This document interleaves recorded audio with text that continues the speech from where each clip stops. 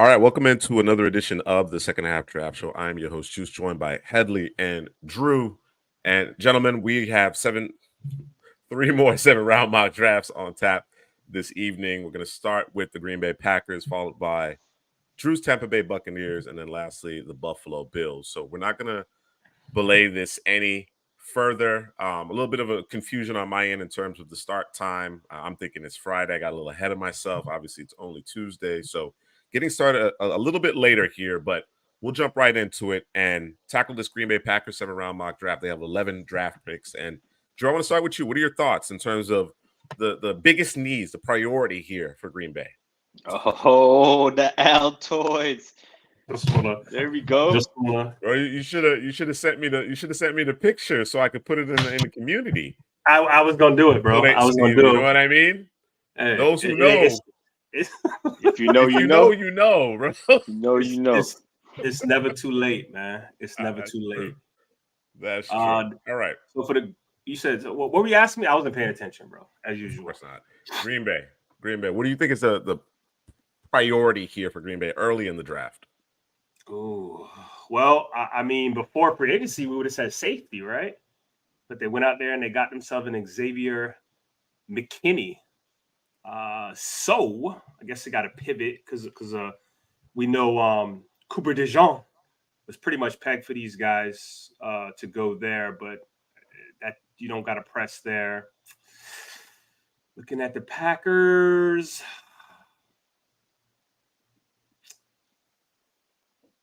Offensive line. You got to show that offensive line up. I think they definitely have to show the offensive line back up. They might need a guard, too. They might need a couple guys in there. Yeah, a couple guys. And depth, for that matter. I think, you mentioned the safety position. Yeah, they still need another safety. They still need another safety. But you don't have to press, right? Sure. Press is bad. You can wait to day 2, day 3, potentially. But certainly, it's still an area that they need to address. So, Green Bay, really young roster, but they have some needs here, right? There's been some changes to this roster, some turnover. So let's get it underway. And see how things unfold here. What's going on, D-Kit? And want to welcome everybody else into tonight's show. Ooh, Malik Neighbors, first overall. What? Moving up. I mean, he's been flying all over the X. He's been the talk of the town, right? As going wide receiver 1. So that sounds about right. Oh man, the Bucs trying to give up their draft away right there. That ain't realistic. Come on, bro, don't do that. This one is though. That's a little bit more realistic. But before we even get there, what do you think? Should we rework this one? Man, Terrion Arnold on the board. Yeah, should we rework this one? Right. Anything's possible, man. I see the comments all the time, like, "Hey, let's restart it." He's not going to be on the board that late, but somebody will draft. Somebody falls for whatever reason they fall. So it's up to you guys, man. I'm fine with leaving it just the way it is and drafting Terrion Arnold here for the Packers because they can use another corner. Jay Alexander's been hurt. They can use another corner, man. So it's up to you guys if you want to restart it or not, man. Yeah, let's. I mean, it's the first selection.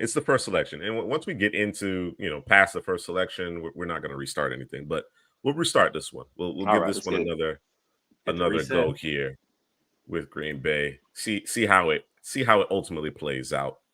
Trying to give what we believe is the most realistic approach based on what we would do, right? According to whom is available. So with Neighbors going first overall, obviously that threw a wrench in things. You know what I mean? And then Arnold fell. So let's rewind and go back into the 7-round Green Bay Packers mock draft. Neighbors again. Number 1 again? I'm telling you, they tweak it. So they are tweaking it. They are tweaking it. Now it's going to be Brock Bowers. Now it's going to be Bowers who falls. Yep. It's always a guy, man. Every draft, somebody's going to fall. Oh man! All right, so trade-off is not as good. No, they aren't. No, they aren't. But I think we'll stay put here. We'll stay put here. Yeah. And with the 25th overall pick, you mentioned Cooper DeJean, corner, safety. He can do it all, right? The offensive line, obviously, you have our top interior offensive lineman here in Jackson Powers Johnson on the board. I think he'd be a welcome addition to this offensive line as well. Then you get into Graham Barton. I think even along the front seven, even along the down line, use another body there. Green Bay has 11 picks. They have 11 selections, but they have a lot of areas to address, whether it be you need to add somebody who can come in and be an immediate starter or just additional depth because they just don't have enough bodies at a given position group. So what do you think? I mean, I think we can ignore Brock Bowers just sitting there because that's yeah. Right. Yeah. So we can ignore that. I'm good with going with JPJ, the law firm right here. I mean, that's an easy selection for me. To be honest with you, it's as easy as if Terran Arnold was on the board. I think maybe even easier because, I mean, that's a beast.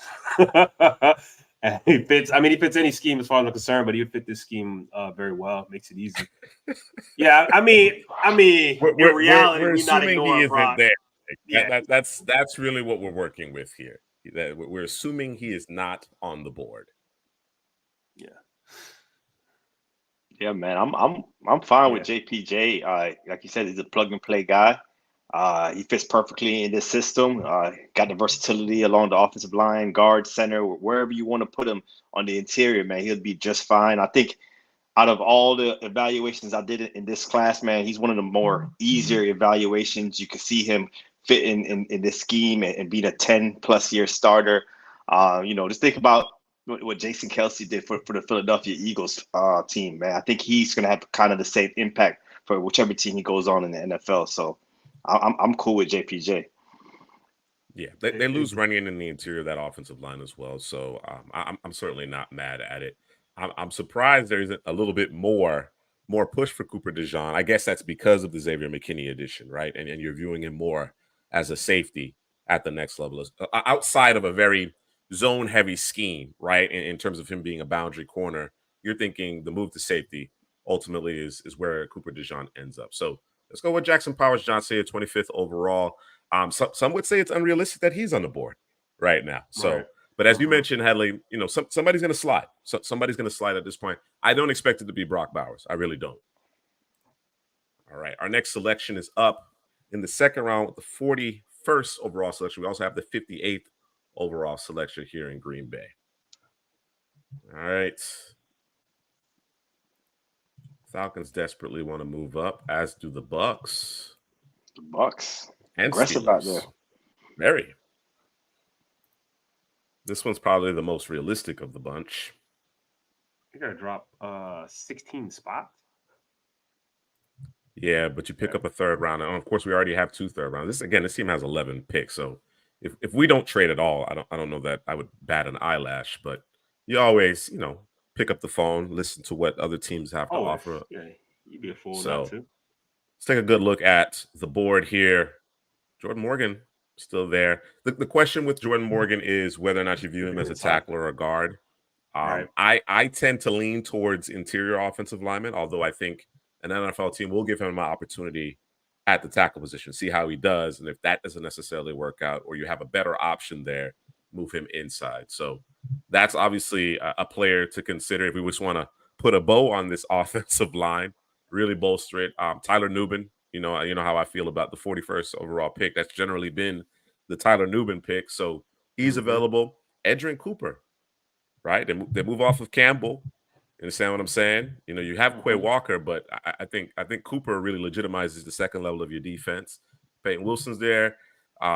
Pete mentioned Green Bay transitioning to a 4-3 defense. Braden Fisk at that point. Yeah. Although I think Wyatt. Yeah. As soon as I read that comment, I wanted to mention Fisk because I think that's the best situation for him.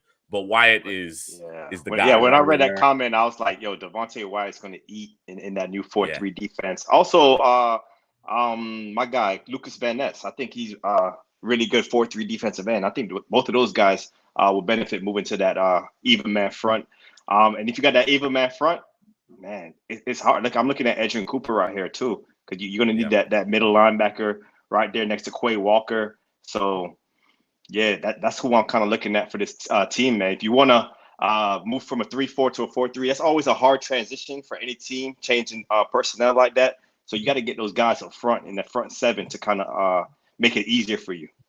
I know. DK's not a Van Ness guy, man, but come on, man. He didn't get on the field that much last season, man. I think he's gonna play a lot more snaps this year. Yeah, I think he's Give gonna it be time. a team that's gonna fit him more for sure. I'm with you. I'm looking at a bunch of players. They got Carl Brooks, got Kobe Wooden. They got some guys who can play in that 4-3 scheme that should fit them well, man. So yeah, I'm with you. I think they'll have linebackers. a nice 8 deep rotation. They do. We add the right player to this mix, and they'll have a nice 6 to 8 man rotation that's really good. That's really good. A lot of upside there. So yeah, I think it'll speed up the process for them too, because normally what takes about 2 years to get all the players that you want or get as close as you want when making that transition. So I think this is going to be a one and done for them in terms of converting it over to a 4-3, because they got guys who can do both, but I think most of them are fit for a 4-3 defense. So I like it. Dana's point here regarding Peyton Wilson, what do you think? Him being a better fit in a 4-3 versus perhaps a 34, where he can avoid some of that trash with more down linemen in front of him. So for me, for Peyton, it comes down to how do you deploy him in the 3-4, right? Is it an attacking style defense, or are we sitting back letting things come to us, right? Sure. So that's kind of where let him get downhill. Let him shoot let him get down and go. Yep. Yeah, let him get downhill and go. Right. So, but let Edge do his thing, bro. Yeah, I'm ready. Edge Cooper really solidifies the second I'm with the Edge Cooper. And then Quay Walker would be like more what the weak side linebacker on that D. Put Edge in the middle right there, and let's run it. All right, Edgerrin Cooper with the 41st overall pick. Fisk went with the very next selection. Of course he did. They done tweaked him too. Ooh, Penix. Michael Penix to the Bucs. They mad at it. It's Tampa right there, man. Alanuba's still available.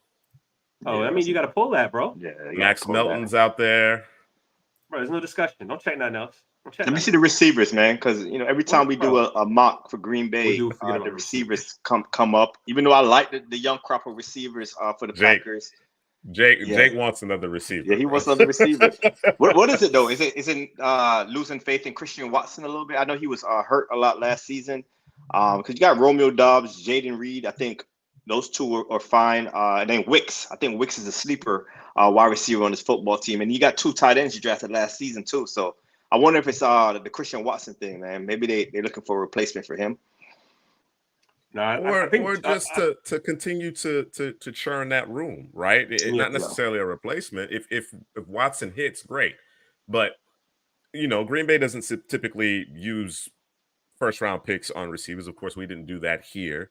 This is the time that they like to go with some of those, size, speed guys, guys that meet the measurables. Jaden Reed was kind of a departure from that, but he was so polished. We loved what he offered, and clearly he looks like a guy, a capital GUI, right? But Watson has struggled with injury. I don't think they dislike him or he's running out of – he just can't stay on the field. Yeah, that's what it is. In case they need a just in case, right? Yeah, just in case. You need somebody in the glass, you know what I'm saying? In case you got to break the glass and put out the fire, you know what I mean? So you mentioned Nubin. You think it's a foregone conclusion based on how this has worked out that this will he shouldn't be tighten up the secondary. So yeah. And it's all Edgerrin Cooper, Tyler Nubin. Put him next to right there to McKinney. That's interchangeable right there. You want your safeties to be versatile, interchangeable.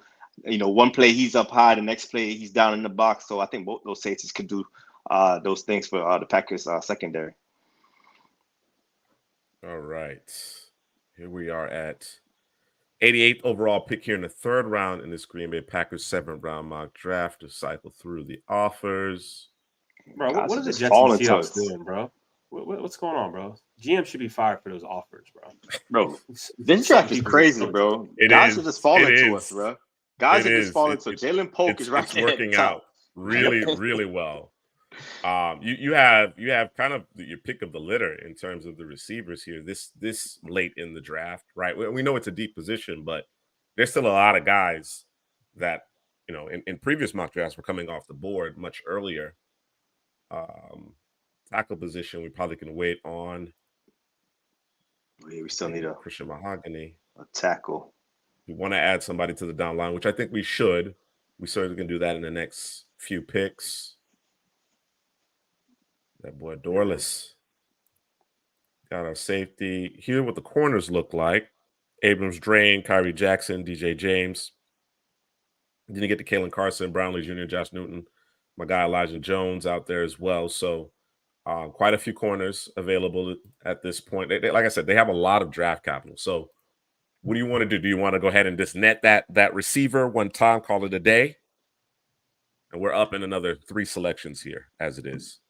Let me see the tackles. I know you saw pulled them up before, but we got to add a tackle, man. You got Rosengarten out there, Christian Jones. You don't think we can grab him at 126 or so slide back up and grab him at 126? Man, who your highest who guy are is you targeting? 114. Who you're targeting is the question. Probably Rosengarten. Rosengarten, yeah. Okay, I mean, athletic. We can certainly see what happens at 91, right? In terms of offers that we get, we could potentially trade down as opposed to try to trade up from 126. So, okay. What do you want to do here at 88? That's the question. I think Jalen Pope. I think, add another young wide receiver to this bunch. He can stretch the field. He attacks the ball at the highest point. He's part of that Washington trifecta, man. Those 3 receivers there for the Huskies. So, yeah, I just love how he attacks the ball in the air. I can't. I'm really feeling Kyrie Jackson here, man. Kyrie, big corner. All right. Yeah. All right. Yeah, this is the first pick where we're not necessarily synced up. Well, make your cases. Let's hear it. Well, I mean, I like Polk too, though, man. So can I get a Polk and turn around and get me a Jackson, with the next pick? But I know we talked about trading down, so I mean, we don't have to trade down. We don't have to trade down. If you guys feel strongly about those 2 players, well, then let's draft those guys, and then as you mentioned, at 126 we could trade up. I was thinking let's take a look at what offers we potentially get at 91. Yeah. But I'm with you. Yeah, and I actually like what Mr. C. Prasky is suggesting. I think within the next 3 to 4 selections, so you're thinking receiver, corner, and a tackle here. I think no later than 169, we need to address the defensive line as well. Okay, I'm down. I'm with it. I like it. And there's still some like good players on the board here. Leonard Taylor would be nice if we went. Dana with the Nuggets here. Look at look at corner. Let me just see if we forego Jackson. It's a deep corner class. A lot of good guys, man. It's funny because we posted this question on the community tab in terms of people's feelings regarding the depth of the cornerback class, and some people feel like it's not very good. Right. And I think it is a byproduct of you not necessarily having those top 5 bona fide top 5 guys. You can make a case for Quinion Mitchell pushing into the top 10 because of how he tested and the ball production. But, over the last couple of draft cycles, we've had the likes of Sauce and Stingley and PS2. And you know what I'm saying? Guys that were clearly considered top 10 prospects. And in this class, we don't necessarily have that. But I just think top to bottom, it's a very, very deep cornerback class. Yeah, I think we could wait on corner a little bit. I know you pushed it for Kyrie, but there's some guys on the Kyrie I like better than Kyrie, man. I'm not gonna lie, man. You got the big corner, not the big guy, but the Florida State corner, Jarian Jones. You got Elijah Jones. I like Smith Wade from Washington State. Brownlee, we saw what he did at the Senior Bowl as well. I know Jackson has that size you like, the 6'3" size. Yeah, you do. There's a lot of good corners. Sorry, Jake. I didn't mention JC. JC got to stay healthy, man. He got to stay healthy. That's his biggest problem. Yeah, that was my guy. Jake's saying if we go receiver, man, the Packers fans gonna come for us, man. Man, you got Pope on the board. Listen. I know. I know. Listen. I think it's a little fall off after Pope too. The Packers fans may come for us, but Jake has stood on the table through the entire draft cycle about this receiver that needs to be added to this room. So we rocking with Jake. Who were the receivers he was talking? He was talking, Neighbors early, right? Nah, you ain't getting Neighbors. No. I'm just saying. All I'm indicating is that Jake has been a proponent of adding a receiver in this draft class. That's all I'm saying. Brian Thomas was another, and maybe it was Brian Thomas, wasn't Neighbors? Brian Thomas.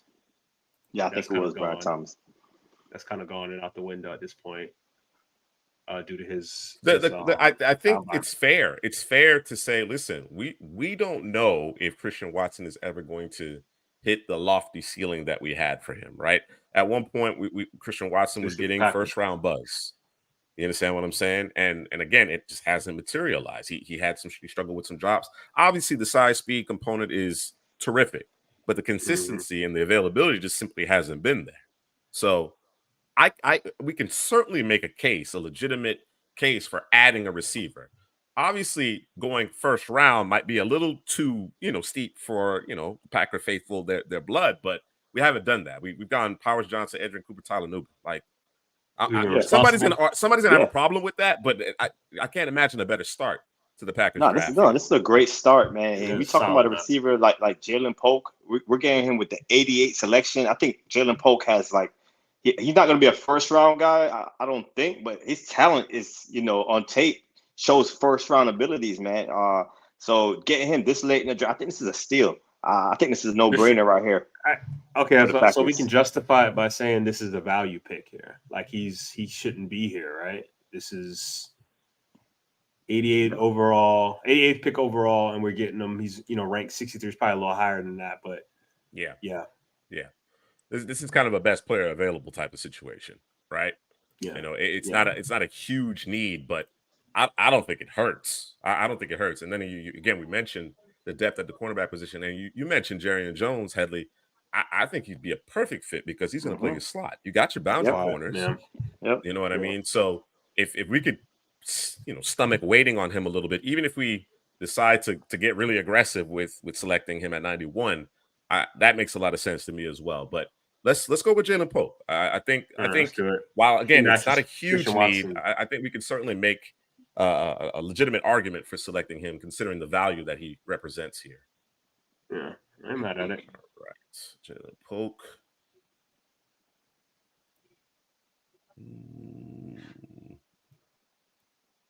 Nah.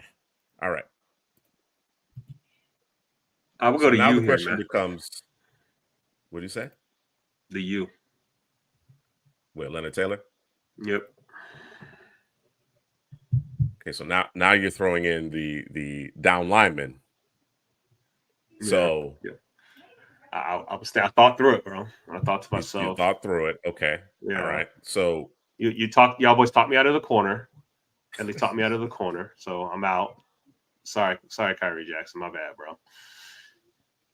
What about your boy Mason Smith, man? You don't want to roll the dice on your guy Mason Smith? I think Mason Smith more of a odd man front. I think he's a 5-tech. Love the long arms. What he does in the run game. I think he's benefits there. They're moving over to that 4-3. Leonard Taylor would fit it better. If my guy Dorley is still on the board, I'm not sure if he's on the board still, but he'll fit that pretty good as well. Dorley can do anything. Oh yeah, Dorley can do anything, bro.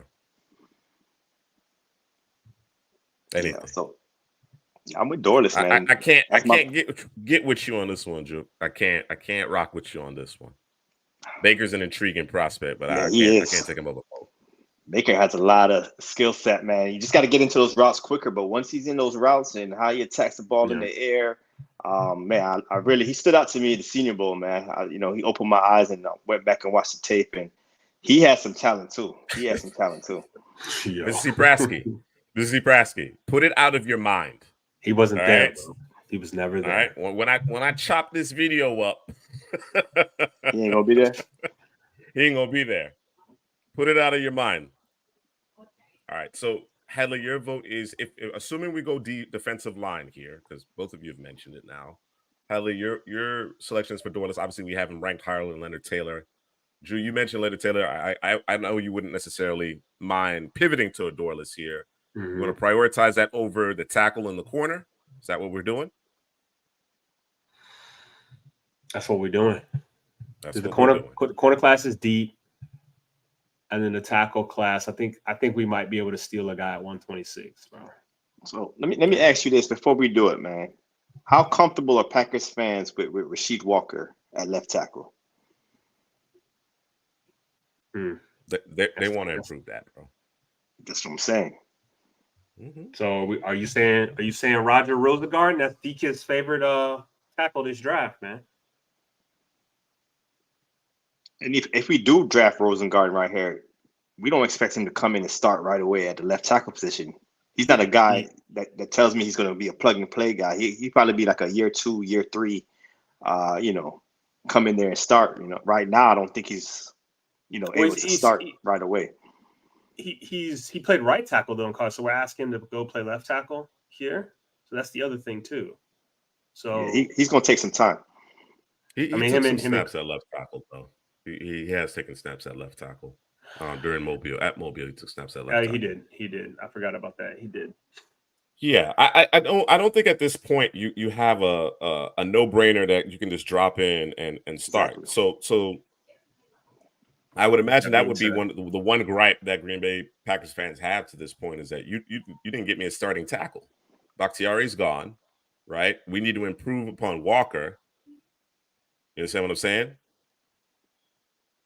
But we need to add a tackle regardless. All right. The question is, at this point, based on who's on the board, do we prioritize the tackle or do we go with the down lineman or perhaps the corner?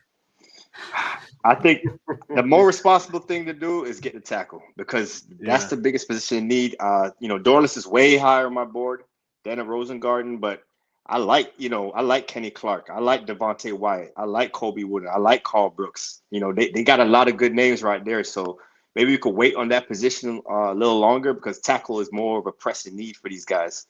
Because like I said, Rasheed Walker, how comfortable are you guys with him at the left tackle position? We need some competition. Maybe Rosengarten's not the guy to come in right away, but halfway through the season, if he's showing some progress, I love his athleticism. I know the national championship game was rough, but if you watch the entirety of his tape, he's a decent guy. He's a young prospect also.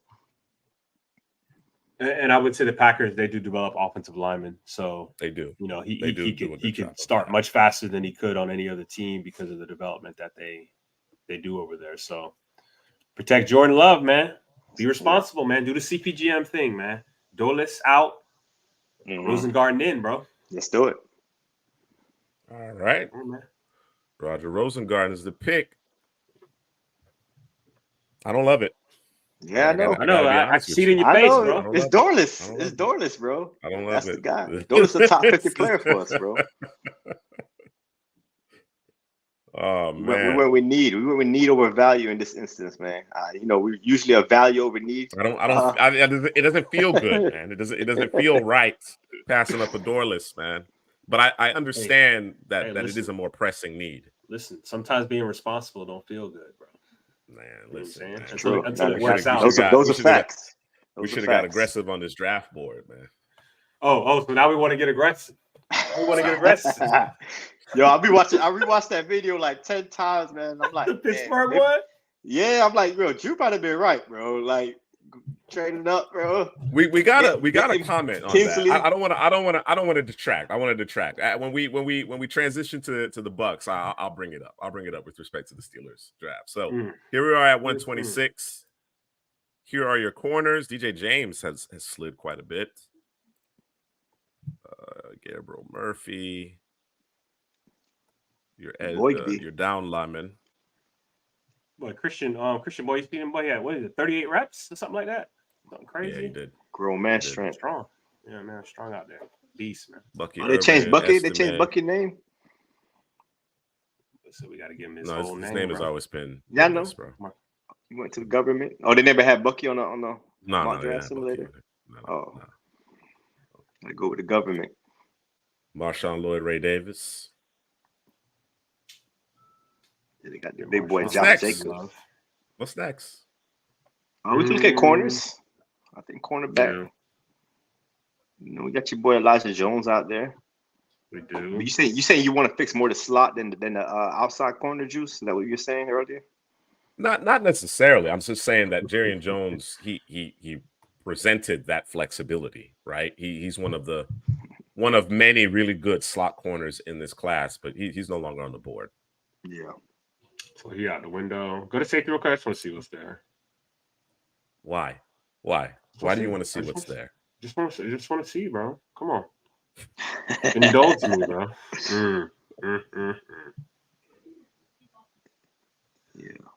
Let me see the corners again. Nah, I'm not paying attention to this. Who's at the bottom, man? Who's under those guys? Go down a little bit on corners. Let's see if any guys I like over there. Glover. Okay. Okay. Yeah, I think we might have to. I'm looking at DJ James. That's kind of who I'm looking at. Slot corner. I know Elijah Jones. That's your guy. More outside corner, but if they need that slot corner, I like the ability of DJ James. Mm-hmm. All right, DJ James, it is.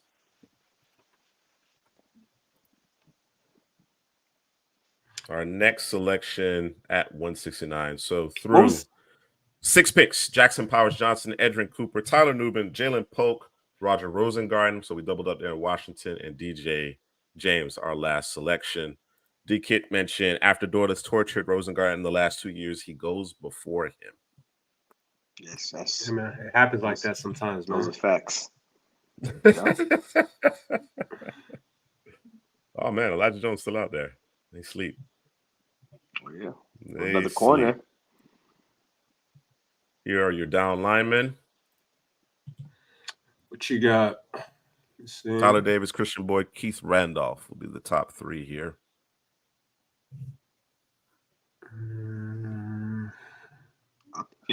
I'm thinking edge over edges, interior. Caesar, Thomas, Jackson, McGregor. Xavier Thomas.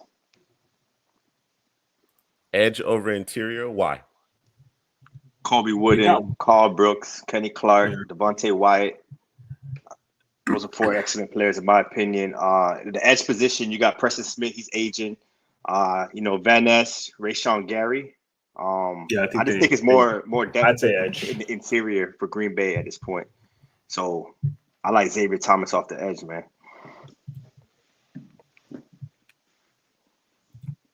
I agree, bro. Thank you for that, Drew. Thank you for that hard-hitting analysis. There's nothing to say. Ran down the roster, hit you with the positions, hit you with the numbers. You know what I'm saying? That's a good point. And Agbare, they won another one of their edges toward the ACL. Towards ACL. There you go. Xavier Dana Thomas here. Yeah, I think Xavier Thomas is a steal, man. I think the tape is crazy, man. The burst, the bend. It's not many edge rushers that can bend like Xavier Thomas. The motor, get after the quarterback. Playing on a better defense, a more notable defense than the Clemson Tigers. I think he's getting more love. All right. Four selections remaining here in this Green Bay Packers 7-round mock draft. One more here in the 6th round, and then the remainder in 3 and the 7th. So what say you? This is best available. We're getting into those running backs. There's a couple receivers, tight end. Dwight McGlothern. What was the deal with Josh Jacobs? Was it a 3-year deal? Let me see. I believe so. I believe it was a 3-year deal. Yeah. Let's see where you at, Mr. Jacobs. Dominique Hampton. You got Dwight McGlothern. That's a 4-year deal. Wow. It was a 4-year deal. Wow. Okay. Wow. 4 years, 48, worth 48 mil. That's surprising. But he must, he must know something we don't know. That's crazy. All right. Show me the running backs again. I missed them. Isaiah Davis. Garendo, Dylan Law, Cody Schrader. Okay. And then let me just take a peek at the roster here.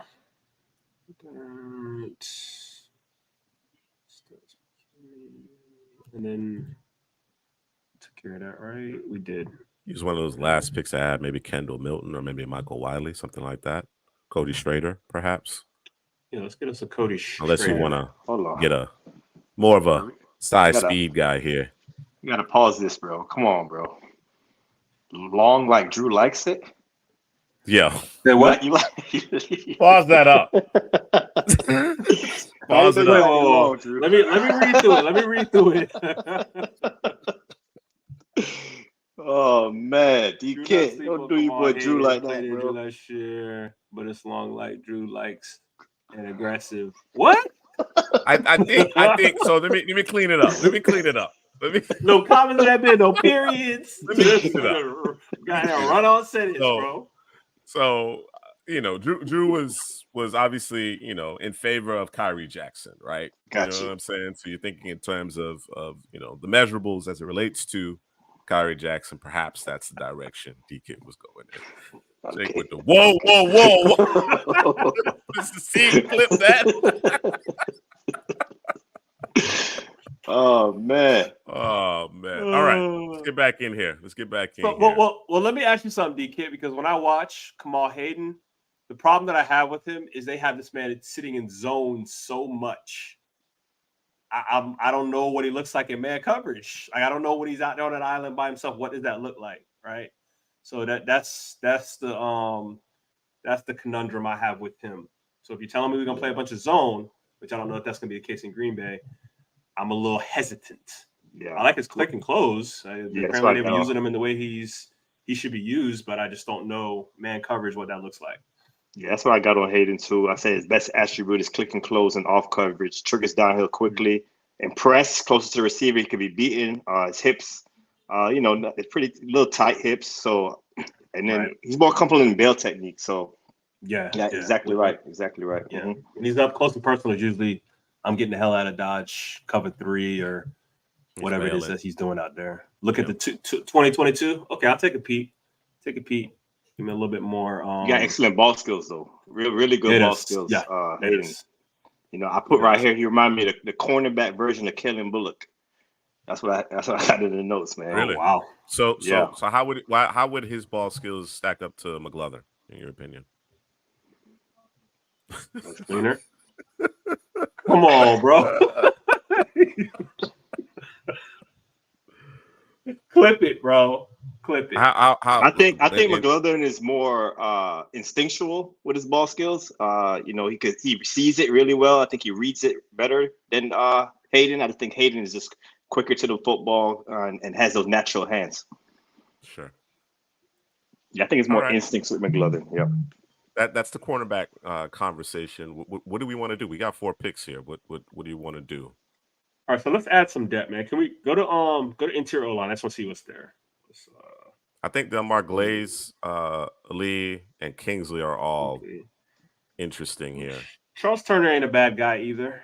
Charles Turner's not bad. Glaze inside outside though, right? Yeah, it gives you that. Yeah, it gives you the DP. Let's go Glaze. What's happening? You want to go Delmar Glaze here? Yeah, I like that selection.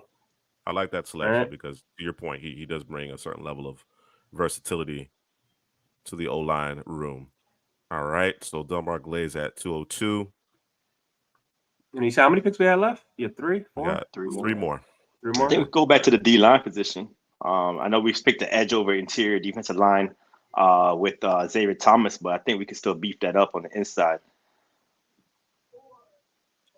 So Logan Lee, Miles Murphy, Evan Enderds, Briggs, Fabian Lovett, Jawan Briggs, Jalen McCutcheon. You got your boy Hayden there. Hayden. Did we draft the corner for them yet? We didn't get a corner. Oh, we got DJ James. We got DJ James. Okay. Unless you were looking for a guy on the outside. I mean, I guess we can go back there with one of the last. I would add McLovin. I'd add McLovin. Unless you want to go get a back right here, Cody Schrader type. Oh, I forgot we're supposed to be getting the back, man. Let's lock in the back right now before we lose him. I'm good with Cody Schrader. Okay, Logan Lee. DK say he like Logan Lee out there from was he Iowa, rated? Right? Will we lose him? Yeah, it's Iowa. Double up 2. So Jake's saying linebacker. So you already know my pick. We're at 245. Bookie might not be there. You want to prioritize? We're gonna lose somebody. We're gonna lose a running back. I mean, I'll prioritize the linebacker over the running back. All right. So let's go Bookie here, and then we'll see what remains with our last 2 picks. Don't do it to me. Oh, you might be there, man. Come on. With the running back, they go Cody Schrader right there. There you go, right there. Got him. Lock it up. Right. Grab a Cody Schrader. Grab a Cody Go Schrader. Go back to corner. Hayden's still there. Oh, he's still there. Hayden's still there. Yeah. Miles Murphy's still there. Miles Murphy, Love it. Yeah. If you want to add some size to the interior defensive line. Look at Miles. I forgot how big Miles Murphy is. Nah, you're a big boy. You're over 300. Yeah. Physical. Let's see. Yes, I do. D-Kid. Yeah, I'm thinking Bookie comes off the board around the 5th round.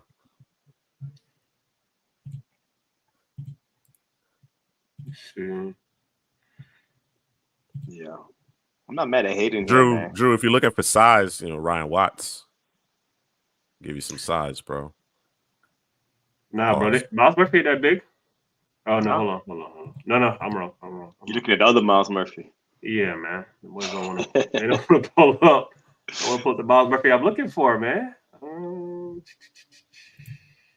Dana likes Eric. Oh yeah, he 6'4", 309. So yeah, that's big. 33 7/8 arm length, 79-inch wingspan. So length and strength. All around tight end. Medicals are clean. I was thinking about tight end, but then they went back to back last year. No, they did. But they didn't want them physical tight ends though. Big boy though. Let's get somebody from the East West Shrine game, man. Ryan Watts. In the interior.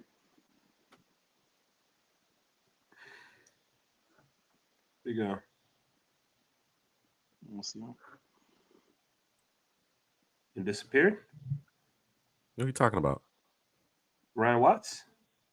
Yeah, he's there. The question is, who do you want to go? You want to go corner? You want to go D-line? Tell me.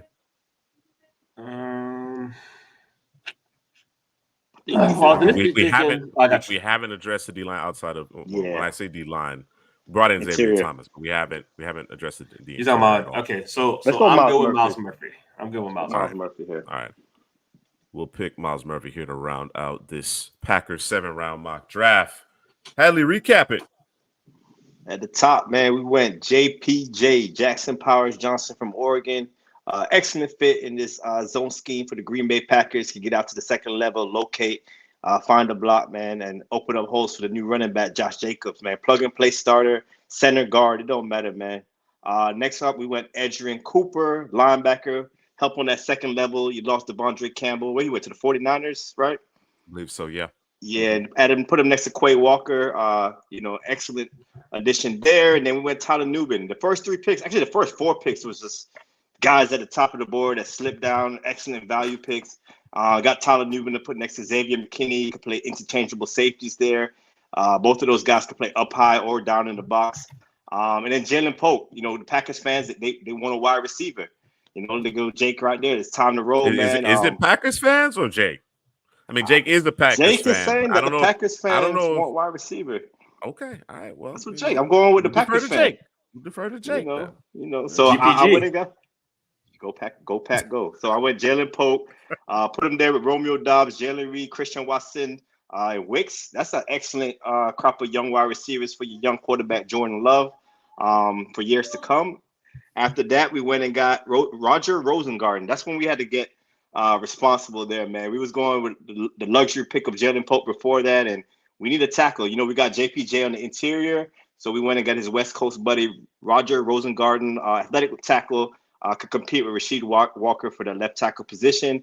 After that, we went DJ James, sticky coverage guy, great hip fluidity. He could play that slot corner. He's a little smaller. You got to get stronger and bigger, but great movement skills, and I like the way he comes up in tackles. He does miss some tackles now, but he also comes up and makes some tackles. The Alabama game, man, that's what put me on the DJ James. And then after that, Xavier Thomas, fireball off the edge, the get off, the bend, contort his body, get to the quarterback. I think he's going to be a steal in this draft if he goes this late because, former 5-star guy, just for some reason, he kind of got lost in the sauce there, but excellent player there. Then we got Delmar Glaze. Injuries. He struggled to stay healthy. Yep. Yeah, that was it for the Clemson guy. But and then we got Delmar Glaze, give you versatility, could play some tackle, could play some guard. So we added to Roger Rosengarten. there for the Packers. And then Bookie Watson, we saw him at the Senior Bowl. Really good instincts to get downhill, sideline to sideline. Pass coverage is where he needs to improve, but they're going to probably get him going forward because he can read it out really well, decipher through traffic, and get to the running back. And then Cody Strager, the running back, add somebody next to Josh Jacobs. I really like Strader's game. I think in this scheme, he's going to be a perfect fit, just how he cuts upfield and gets to the goal line. And then we got Miles Murphy, big 310 defensive tackle, more depth along the interior. I like the interior for the Green Bay, but Jake said, maybe they put Kobe Wood into defensive end. They could do a lot of different Legos and be flexible along the defensive line. This new 4-3 defensive line for the Green Bay Packers. All right. So 11 prospects added to the mix here in Green Bay. It's a very young roster, very, very young roster. I think Preston Smith is the oldest guy by like a fairly wide margin. Drew, your favorite day 3 pick among this group? All right, starting with DJ James. I'm going to go with Xavier Thomas. Headley talked about it in terms of his ability, I meant explosive, powerful, got bend. He is going to be a steal for whomever due to the injuries you were talking about. Is just you just got lost, bro. Lost in the sauce. But yeah, just watching the tape, man. He's not a guy. He's a guy you can't miss on tape, man. So I think adding him to this rotation, you don't got to come in and be the savior. Just be a part of the rotation. I think you're going to get the best out of him, man, because he's coming in, and not that he can't defend the run, but I'd be putting him in them passing situations, man. Just go get the quarterback, man. Cause havoc and disruption on that line of scrimmage, which is what he can do. So I think that's probably my top pick, man. Yeah, Green Bay has really great makings of a impressive, deep downline rotation between the edges and the tackles that they have here. Again, a lot of young players. I think Kenny Clark is probably the elder statesman outside of Preston Smith in this group, but a lot of different body types, a lot of different skill sets to throw at you in this even man front. So like what we did there, as I mentioned, the first 3 selections, even a Jalen Polk selection, and Jake mentioned that he likes that idea of a receiver. Green Bay fans in general aren't not so much, but I think that the value certainly makes a lot of sense. And he really is your insurance policy in the event that Christian Watson can't necessarily stay healthy or get it together. I love what they have in Jaden Reed. Romeo Dobbs has really exceeded all my expectations to this point. And as you mentioned, Wicks, as well as Bo Melton. You got Bo Melton out there making plays as well, too. So it's a deep room. It's not a huge need, but considering the amount of selections that they have, I certainly am okay with it. Roger Rosengarten is an intriguing prospect. There's no doubt about it. His athleticism is clear as day. He has some things to work on in terms of functional strength. It's an area that can be improved. It can be improved. I think in all likelihood, he ends up being a top 100 pick. So I don't think it's a value issue necessarily. I think I just like other players more on the board at that point. I would have gone in a different direction, perhaps try to trade up to acquire Rosengarten or pivot to a different tackle, a Christian Jones, something like that. See if Zach Tom can get it done at left tackle. If not, we would have to go the free agency route there. But certainly, I understand wanting to be responsible, wanting to ensure that we got somebody in here to compete at left tackle. I just like the number of players on the board more than Roger Rosengarten right there. But otherwise, this is an incredibly deep draft. And a lot of players that we came away really impressed by via film or even at Mobile, right? DJ James was at Mobile. Xavier Thomas did his thing at the East-West Shrine game. Delmar Glaze, Bookie Watson, Schrader, all at Mobile, and really performed well as Jackson Powers Johnson. He stole the show. So great draft top to bottom.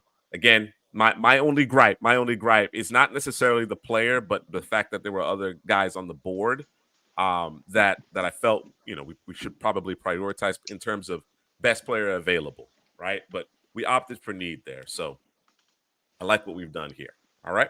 Drew, are you ready? Uh-oh. Are you prepared? Bro. Yeah, you was talking about the Bucs need XYZ and all this, Tampa man. Bay. All this, we overachieved and all this other kind of stuff, bro. Nah, bro. So you're right, Drew. I should not have used the phrase overachieve because you played in a bad division. You were just simply in a bad division, right? That was a part of it, bro. That wasn't the whole thing. Well, I think that's a pretty significant part of it, bro. I would say it was a pretty significant part. It was now, just, I will say this. Peace. Baker bounced Peace, back, bro. bro. Baker I'll did say his thing out this. there. I'll say this. I'm encouraged. I'm encouraged by how those young players came in and made a difference. The Kalijah Kansis of the world, Yaya Diaby, and of course, to this point during the offseason, the Bucs have done a good job of retaining those veterans, i.e. Baker and Mike Evans. They franchise signing Antoine Winfield. Of course, they trade away Carlton Davis, so that is an area of need. Corner is clearly an area of need. I don't know. I'm not convinced in terms of your receiving options after Mike Evans. I like Trey Palmer, but Chris Godwin has struggled with injury. He doesn't necessarily look like the same player. Of course, you've mentioned it, Drew, that you need to tighten. Interior of your offensive line is a question mark. So this notion that the Bucs don't need nothing don't make no sense. No. You ran through it all and you was wrong, bro. Ain't nothing like being wrong, isn't it? All right, first off, where was I wrong, Drew? Sometimes you're wrong, bro. They don't need a tight end. They want a better. They want a more dynamic tight end, right? So there's a chance that they go and get themselves a Jatavius Sanders, or Sanat, or your boy from Penn State. I'm drawing a blank. Theo. So Cade Otton played well. Cade Otton played really well. So, and then in terms of the cornerback position, they like their young corner, number 27, Zion McCollum, bro. Right? Do you? Yeah, I like him. Yeah. They like him so much they played him safety last year. He's a Buck. No. I know you. Let me help you understand, bro. Right? When his first year, well, I was like, I don't know. It's looking real iffy. And then this year, like he's arrived, bro. He figured it out. Right. Well, Senior Bowl alum there. I like him coming out. Yeah, man. He played. He picked it up. They like him well, and that was part of the reason why they could trade away Carlton Davis. It wasn't me out to try to get rid of Dean, but I think Dean, they didn't wouldn't have the same what trade value. He didn't have the value, and his price wasn't quite as big. Right. I still think you need to add a corner. I mean, it's great. They will, but you gotta. They picked up your boy Bryce Hall though from the Jets, so they did pick him up. So he on the roster. They picked up another guy from the Texans as well. I'm drawing a blank because it just happened. So they don't have to press it, but I think they will draft the corner. It just won't be in the. I don't think it'll be in the first 2 rounds unless somebody falls. Telling you, man. Bro, it's not. Listen to me. What color glasses he got on? No. Juice, what color glasses he got on? Hey, pewter. They're pewter, bro. They're pewter glasses. They are pewter, bro. Oh man. Listen, if you check the tape on all our Bucs coverage over the years, it's just shameless fandom, bro. Just shameless fandom. Love him. He love them all. Like, and once they leave, he does a great job. He does a great job of considering things that we don't necessarily consider, and he's balancing his analysis. And then it comes to the Bucs, and it all falls apart, bro. It all falls apart, right? He just becomes a homer. You understand what I'm saying? Everybody is the best ever until they're not on the team anymore. You understand what I'm saying? That is not true, bro. That's a lie. Come on. That's a lie from the pits of hell, bro. That's a lie from the pits of hell. And Mr. C. Pratsky, Westover is going to be a Buck. That's facts. Nah, man, 156 and 2. Yeah, 156 and 2. I wish. Yeah. We'll get there one day. Let's get this underway. 7-round mock draft here for the Tampa Bay Bucs. Drew, any desire to trade up, or what do you think? No, just let it come to us, bro. Let it come to you. All right. I need to press nothing. Rome Odunze is the first overall selection. That's crazy. Oh man, Latu. Yup. There's no trade down here, bro. Gotta go with Latu. Now, no. Here's the problem, right? What's the problem? Powers if Johnson. This happens, bro. I don't know who you pick. If it's Latu, Jackson Powers Johnson, boy. And listen, Latu's homeboy, one of his friends, good friends, is JTS Joe Tryon Shoyinka. That's his boy. So he was at Washington together, right? Yeah. Yep. I have to do the responsible thing, right? What's the responsible thing? What's the responsible thing? CPGM, bro. Arguably the best edge in this class is sitting in I your know. Best face. defensive I player, know, period. bro. Best defensive player, period. We He got I him. slides know. because maybe some of the medical concerns here. I mean, we can work that angle in this particular mock draft. Although I don't see it playing out this way, but I get it. I get it in terms of Powers Johnson. I completely understand it. But I'm drafting Latu, and I'm not. I don't feel a way about it. I don't feel any way about it. I'm good right? with it, man. All right. I'm good with it. Latu is the pick. It's so a you good got problem to Latu have. and Diaby off the edges. Yeah, I like now. that. That's sexy, bro.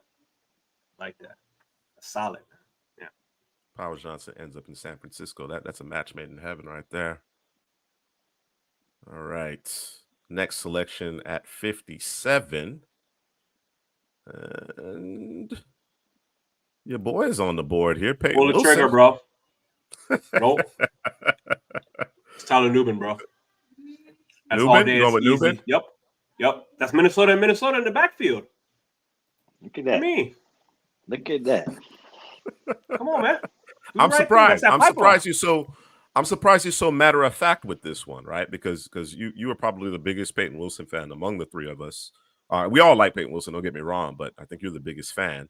Vontae David, back for one more rodeo, but I think this is actually it. We've been saying that for the last 3 years that Levante David. Yeah, this might be it. This one might be it. This probably is actually it.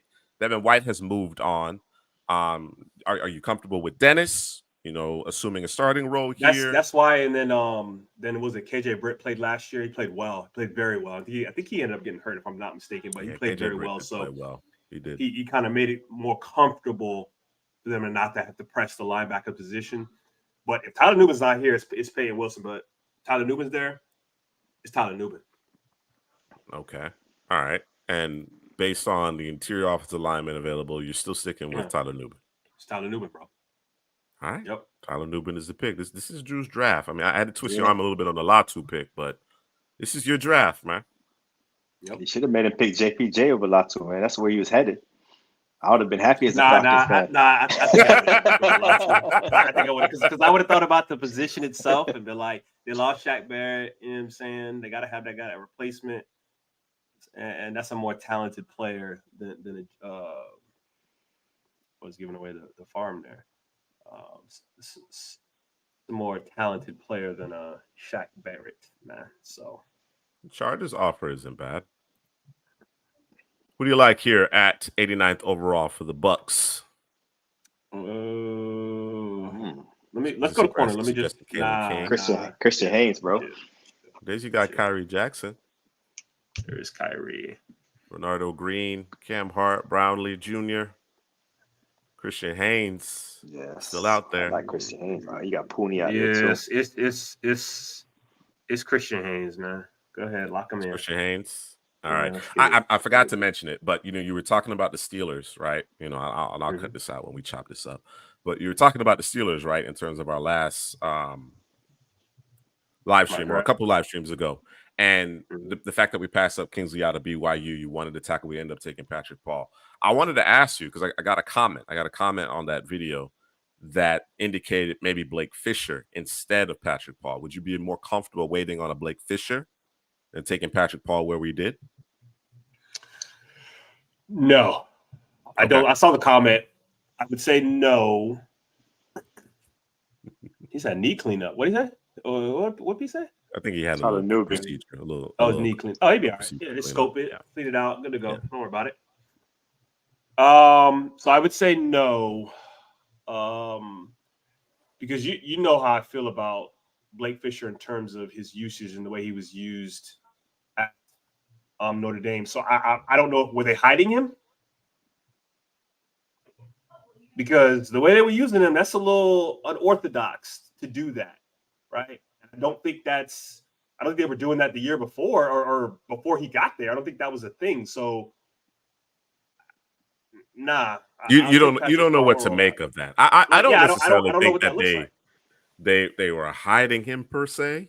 It's not as if they were sending help, and it just was. But the way they used it, it kind of it protected him, right, from ever being really rushed really hard or anything like that, right? Like, you were coming off the edge over there, it made it a little bit more difficult to come off the edge and get around him or get through him based on how he was being used over there.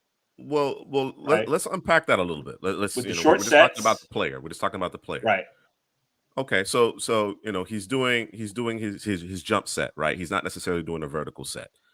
Mm-hmm. And that's something that you generally expect from an interior guy as opposed to a tackle. Now, tackles will do a jump set to mix things up, to throw the edge rusher off, right? To give them a different look. But your point is that he was consistently doing that, and that may be cause for concern at the next level, because more crafty, experienced pass rushers are going to understand that and try to take advantage of that. Yeah, and wasn't it like strange?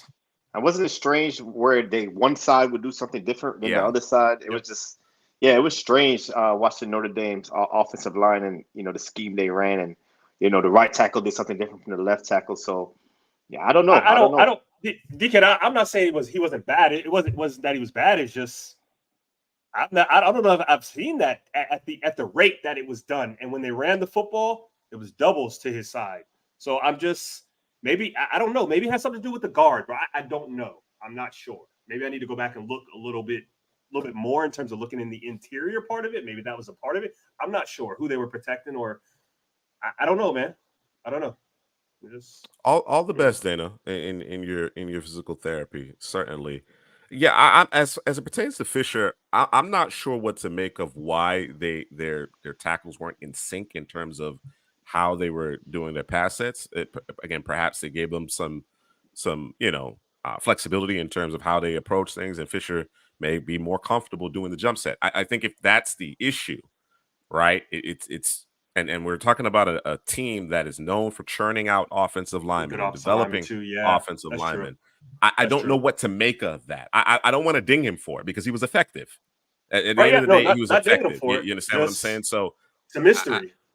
But if you're talking about pass pro, I think I understand why you would lean towards Patrick Paul. Fisher is a more complete tackle at this point, though. So that's why I brought it up. So Christian Haynes here for the Bucs with the 89th overall pick. We're back up on the clock here at 92. Cam McCormick going in the third round now. So looks like the mock draft database is starting to understand the proceedings.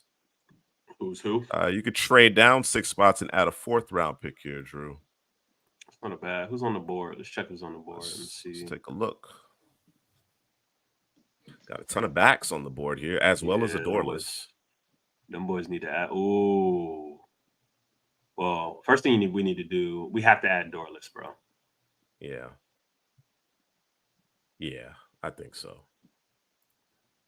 I think you got to do this. We're gonna do this every draft, bro. I mean, he's get him every draft. Disrespecting him. And then Haynes at 89, like Jay said, that's crazy too. I think Haynes is gonna be a second round guy. Seahawks trying to move up, but it's the offer from the Steelers that is risk it. You scared, Drew? No, let's take it. You want to take the deal? Let's take the deal. If he's gone, we go running back. If we miss out on him, we go running back. All right, let's do it. You say he ain't scared. You know what I'm saying? There we go. There go Blake Fisher. There you go. Then they just signed who they just signed? Was it Trent Brown? Is that who went over there? Yes. They have 2 skyscrapers at offensive tackle. Behemoths, bro. Monsters. Between Orlando Brown and Trent Brown, those are the 2 biggest. That's the biggest pair of tackles in the league, easily. Monsters. All right, so Brandon Doyle's here at 98 after the trade down, and then we picked up a 4th round pick. We don't have a 5th or 6th round selection, but I think that trade makes a lot of sense here. Yeah, that's a good trade. So I'm looking for. We need a corner and a running back is what I'm looking for from the next 2 picks. If the value meets here. Your boy Cam Hart. Oh yeah. If you wanted to add, nah. Let me get that Cam Hart, bro. Nope, absolutely not. Let me grab him. Oh no! Did you grab him? No, you got to go get Theo. Nah, you got to get Theo, bro. I just seen it. Yup, snatch him right now. Theo, got to forego Cam, bro. All right. Ooh, that's tough, bro. Cam Hart on the board. It is tough. It is tough. Listen, they've been looking for a tight end. You're up for the in another past 6 3-4 picks, years. and you got some good names after Cam Hart. You got some solid names after Cam Hart for sure. Our guy Ben Sinnott is already off the board.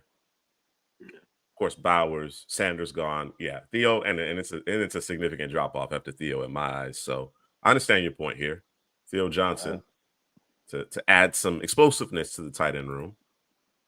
Cam Hart went the very next pick. Oh, got him. Mm-hmm. Bro, there's your 5th and 6th picks right there. Nah, bro, come on, guy. That one's reasonable. Yeah, that's reasonable. Slide down 3 spots. Let's take a quick look at who's on the board. DJ James, Bucky Irving. Oh, I need that. Ray Bucky, Davis, bro. Shipley. So if we move down 3 spots, he is intriguing. Yeah. Trading down 3 spots here to add a 5th round selection. Yeah, let's do that. All right. Call the Bills back. So do we have Dominique Hampton as safety 4 now? Is that what we're doing? Safety 4? You got Jaden Hicks still. I'm still a Jaden Hicks guy. Okay. Hampton's intriguing though, but I don't know if he's safety 4. Okay. All right, Trevor, let's eat himself out. Yo. But eat himself out the NFL. All right, so you get your Bucky right here. And then 20 picks later. 16 picks. Yeah, 16. Oh, did I? Oh, no. My bad. Since you're high on McCullum, I am. I'm comfortable. Okay. Give me a Bucky, man. You know? Bucky? All right. Yeah, because you go from you have a Rachaad White who can make you miss in space from a guy who can also make you miss in space, but he can also break tackles. So you don't get a change there in terms of the running back position. But Bucky can do it in the backfield. Rachaad White kind of does it in the passing game. So you kind of close quarters. Irving's slippery, a little bit more slippery in close quarters. Yeah. I like this draft, bro. This is I like it a lot draft, too, man. Yeah, beautiful draft, man. Amazing. Beautiful. Yeah. Too bad they're not gonna do this. Come on, man. Come on, it's not gonna happen. Don't do me like that. Hate. Come on. Let the hate flow through you. Well, Jamari Thrash is out here. You go Javon Baker. Yeah, Javon Brownlee Baker Jr. Baker. You don't pick again until 220. I know we keep skipping out on the corner, bro, because players just keep falling, man. Well, let's talk about that, right? Again, you mentioned that Zion McCullum is a guy that you feel comfortable starting, right? After what he did last year. Thrust into more playing time. Of course, he's developed from his rookie season, his initial season in the league. But Jamel Dean has struggled to stay healthy, right? Carlton Davis is on the move. Your thought process was they could potentially move Dean. You know what I mean? Right. Ultimately, he sticks, but I think you definitely have to add a corner. But again, it's one of those positions where we kind of like the depth. And as you've mentioned, you like McCullum. If you didn't feel as strongly about McCullum, I would say you can't afford to go with Bucky Irving right there, or perhaps even Brandon Dorless. You know what I'm saying? Like, or even Theo Johnson, we had Cam Hart on the board. So exactly. Yeah. So, but I also want to have the conversation around the receiving room, right? Mike Evans obviously still very productive. Chris Godwin has not been the same since his injury. He just simply hasn't been the same, right? I like what Trey Palmer does in terms of being able to stretch the field, but who am I missing? The former Falcon. He couldn't stay healthy. Russell Gage. Russell Gage. So I know he's not there anymore. But they've been kind of looking for that other receiver for a while. They like Trey Palmer. So he's still kind of rounding in shape. And then they got your boy got hurt last year from Maryland. My guy, Raheem Jarrett. Raheem Jarrett. He ended up getting hurt. That's who's supposed to be the true Chris Godwin replacement. He just ended up getting hurt. So, but I still add us a receiver. But I'm still down to add a receiver. Just that competition in the room. You know what I'm saying? So kind of push those guys to kind of stay on their toes. Javon Baker, Jamari Thrash. I like Luke McCaffrey here. I like the top 4 guys there. All those guys. So let me ask Luke. you a question because I mean you can obviously go receiver here, and you'll miss out on the corner. And we're looking more at the likes of a potentially Dwight McGlothern, Willie Drew, Kamal Hayden, Devin Shire, Carlton Johnson. That's probably what you're going to look at 220, right? Some amalgamation of that group. If you decide to prioritize Brownlee Jr. or perhaps Elijah Jones here, Nehemiah Pritchett, you're going to miss out on the receivers. So do you want to dip into next year's draft capital to perhaps get another pick here in the 5th round? To maybe give yourself an opportunity to get one of these corners and receivers? Yeah, let's do that. Bro. Let's see. I don't know what the future holds, man. Let's see if we can get one of these picks from Denver. Denver has 145 and 147. Don't be selfish, Denver, man. Don't be Let selfish, it go, man. Denver. It's all right, man. Oh no. Oh man, it ain't possible. They won't let you get into some of your earlier draft capital from next year. All right, it's fine. It's cool, man. We'll have to eat it, man. You know? Let's see. There's Indy. Nope. You got it. What's absolutely not? A little bit further down. Try the Rams. Miami. Nope. Where is who else? Philly.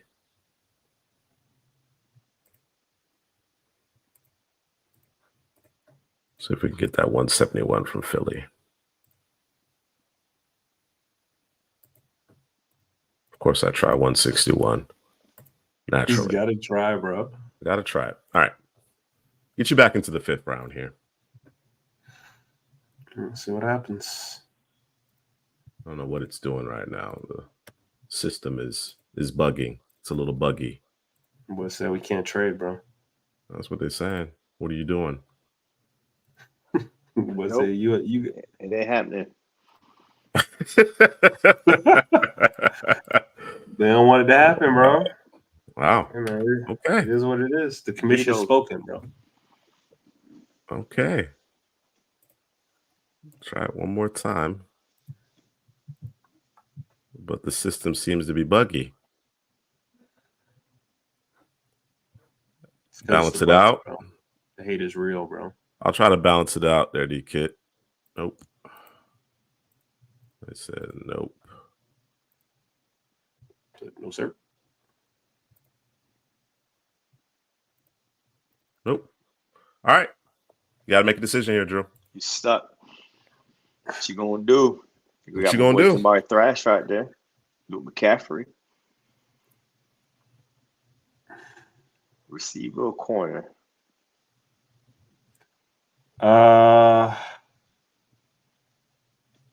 Let's go receiver.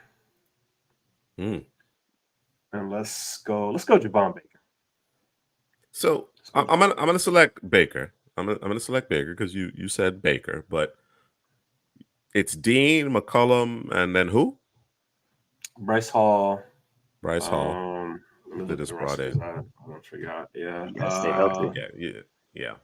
Bryce Hall is a good. We liked him a lot, but the injuries have taken their toll. We'll see what's available in the 7th round. Okay, Christian is in. Oh, it's Thomas Taveri. I think that's how you say it. Those boys was compete for the nickel position. Forgot they brought in my guy Jordan Whitehead. Who? What? Who? Yeah, you did bring Whitehead back. Safety. You gonna run three safeties out there? No, we'll figure it out, bro. I ain't worried about that. That ain't nothing to worry about, bro. You said give me Tyler Nupin. No, I was good with that. I'm still good with that. I think it's a 2-year. I think it was a 2-year deal, but it's basically 1 year for the Bucs. Mike Jones. Who? Yeah, all right. Mike Jones. Y'all remember the phone number? Y'all remember that? Bro, you know, I saw that in a tweet today, bro. The phone number? The phone number? Yes, bro. Somebody made a Mike Jones reference, and then somebody commented with the phone number, bro. Wow, bro. 8004. Is that it? All right, man. Sam Hartman right here. No, bro. What stop? No, bro. Absolutely not, bro. Here are your corners. All right. Let me get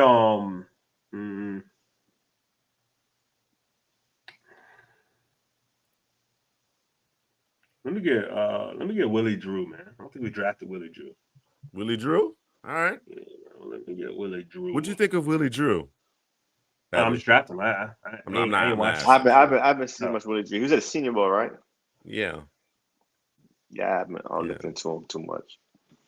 Okay. Lock him up. I thought he competed. I thought he definitely competed at the Senior Bowl. Willie Drew. Drew just drafting guys he's not even familiar with. Bro, it's two first names, bro. But McClellan was out there. Yeah, he was. He was out there. I seen him, bro. Trying to be different. No, I thought Willie Drew with the step up in competition in Mobile. I thought he competed. I thought he competed pretty well. All right, I'll be frank with you. I haven't delved into his tape to any great extent, but what I saw from Mobile, I came away impressed. Can we go to the interior O line real quick? Let's see something. Bradley, Charles Turner, Mr. Go to all. Let's see best player. That's probably one of the quarterbacks. All right. No, it's Frank Gore. Okay. Frankie Gore. See Frankie out there. Good boy ZTF, man. I see him there. Jaquan Jackson. Some speed. That is some speed right there. They got that in Trey Palmer, though, man. Hayden, another corner for you.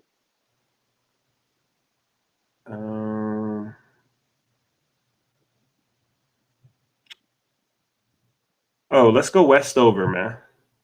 I think Westover already got picked, bro. He got picked for real? Yeah. Damn. Okay. Yep. Okay, I guess I can't go Westover, man. All right, let's go. He's on the board. See safety on the board right there. No, you got Whitehead. You got Whitehead for your free agency, and you add a Nubian. Go back to safety. No. They like some guys. They got Merriweather. They like. I think he was undrafted last year. Let me get what about off the ball linebacker here? Off the ball linebacker. I don't know if it's a guy that you like, but you stick it with Dennis, Britt, and stop. Yeah, bro. I think we. What? What's the hate with the Los, bro? Put him in that top ball, man. He's gonna get all over the football field, man. You need to play safety, bro. Hey. Go to edge. Let me get Jalen Harrell. Let me get a Jalen Harrell. I'm gonna do that. All right, that's gonna do it for Drew's 7th-round mock draft here of the Bucs. Drew, break it down, man. Break it down, Drew. So with the 26th pick overall, we had our choice of Latu, or we had JPJ. Boys taught me to go with Latu, so we went Latu. It's probably, I don't know. They're both responsible because you need an edge. You lost Shaq Barrett, and then JPJ would have been nice on the inside there, but we went in a different direction. I think we got the consolation prize in Christian Haynes there, so to help with that interior in terms of guard position. Tyler Nubin, obviously, that's going to be when Jordan Whitehead's out, Tyler Nubin's in. They'll probably do some interchangeable things to be able to get sexy in the secondary because they do play the Lego defense. Along with, again, Brandon Dorless there at 98, part of that Lego defense. Theo Johnson, they've been looking for a tight end forever and a day. And I think he brings the best of both worlds in terms of what you want from that position. But he's dynamic, man. Just get the football in his hands, and he gonna make things happen. And then we got Bucky Irving, who I think is a good complement to Rashad White. Can make you miss. Altoids, DJ. It's Altoids.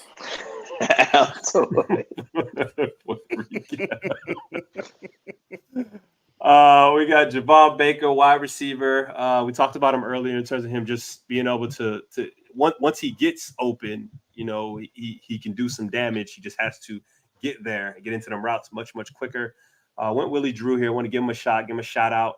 Saw him out there at the Senior Bowl, and then Jalen Harrell was also at the Senior Bowl. Smaller guy, slimmer guy, but has some burst, some speed off the edge. Got a little twitch to him. So,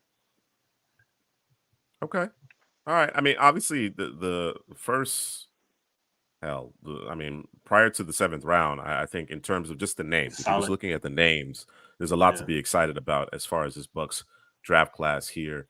I think, and again, this is a non-Bucs fan, so obviously leaning on Drew in terms of Zion McCollum's development and how well he played and being thrust into even more responsibility as a full-time starter.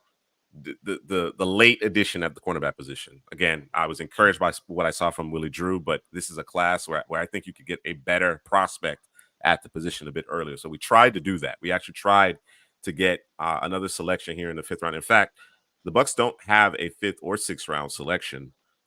We managed to get 144 through a trade, via trade. And we actually added a 4th round selection via trade. So that's why we had some additional draft capital here. So I think in the grand scheme of things, the Bucs probably need to work the board a little bit. Maybe not in the 1st round, to your point, Drew, but I think they may need to work the board a little bit in order to add more players, more give themselves more opportunities to add some depth to this roster. Because as I mentioned, there's some holes. There's some guys that you're encouraged about what they're going to be able to do with more responsibility and more playing time, but it's still kind of an unknown type of situation. And of course, the guys that are established are aging veterans in some instances, right? And some guys like Chris Godwin, for example, who struggle with injury, and Jamel Dean, who struggle with injury. So just putting yourself in a position to provide yourself a little security as far as depth here is something that the Bucs certainly need to come away with in this 2024 NFL draft. What was your favorite 3rd round pick? I'll take Bucky Irving out of the mix. Who was your favorite 3rd round selection? Excuse me, day 3 selection. Probably Javon Baker. I think Javon Baker has a lot of upside. You can see it. The talent is oozing out of him. Kind of remind me of like a George Pickens type receiver. I love the way he attacks the ball in the air. Can run after the catch ability. Just got to get quicker. Got quicker at his routes. He does a little too much dancing at the line of scrimmage, but once he fixes that, man, I think he could be a steal in this draft class. So I'll probably go with Javon Baker, and I'll echo the comment that you made earlier. The cornerback position, I thought that's the only thing I can nitpick about this draft, because the draft is excellent in terms of talent. Latu, Nubin. I think Haynes was one of the better picks. Plug and play starter, got that bully in him. So I think because the Bucs interior needs help at a guard position. So I think that was an excellent pick. But not getting the corner earlier, like you said, there's a lot of good corners on this board, and just to come away with Willie Drew at the end of the was it the 7th round or late day 3? I thought that could have been fixed, but Drew likes his corners, McCollum and Dean. But Kirk Cousins, Drake London, Darryl Mooney, those guys are smiling over there, man, at this Bucs secondary. So we're gonna tear that apart, Drew.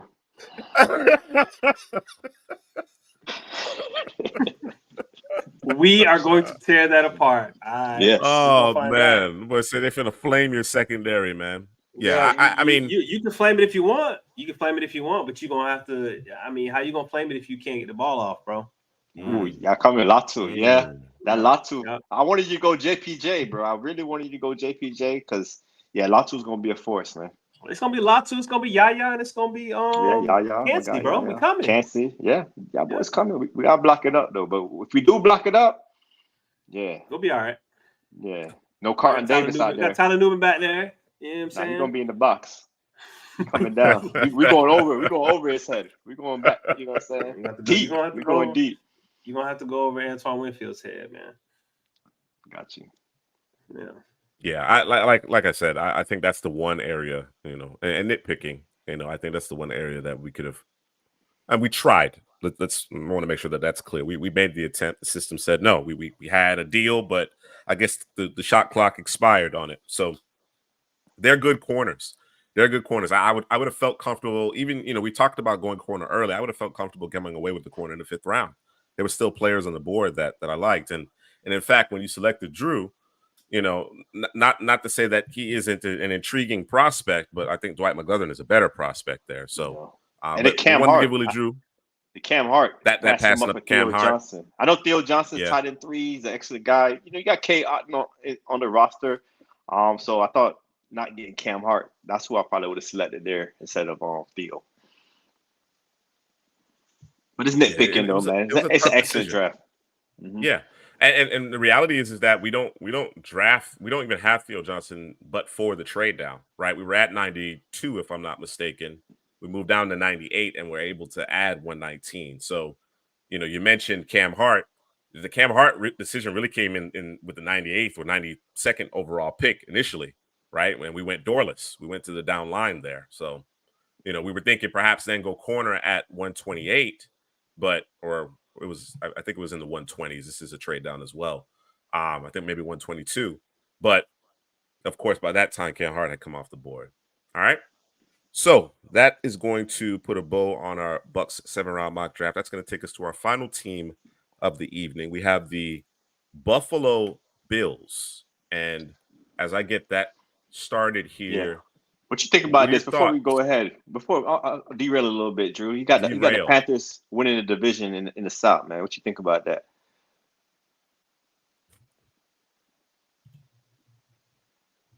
Drew's mute. What happened? I wasn't listening, bro. What happened? What is happening, bro? What is happening? Like Drew is I heard part of it, and then bro. I did, bro. My bad, bro. What happened? What Altoids, bro. Come on, lay off the Altoids, eyes bro. glazed over. I say Juke say the Panthers are winning the NFC South, bro. What you think about that?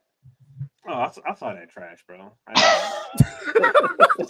Like, the Panthers got a long way to go, bro. A long way to go. You remember what DK was saying? Long.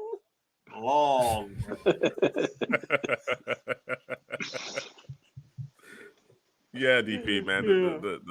The software is acting up, man. It's acting up. Everything is acting up, man. Buggy out here, man. Boy's gonna hack Drew. All right. The hack, bro. Let's transition to the Buffalo Bills here. And I think the underlying theme, or perhaps the overt theme here with the Buffalo, is that you have a number of positions that you absolutely need to address. But this is a team that is going through a bit of a transition. They've been right there on the cusp, can't quite get over the Kansas City hump.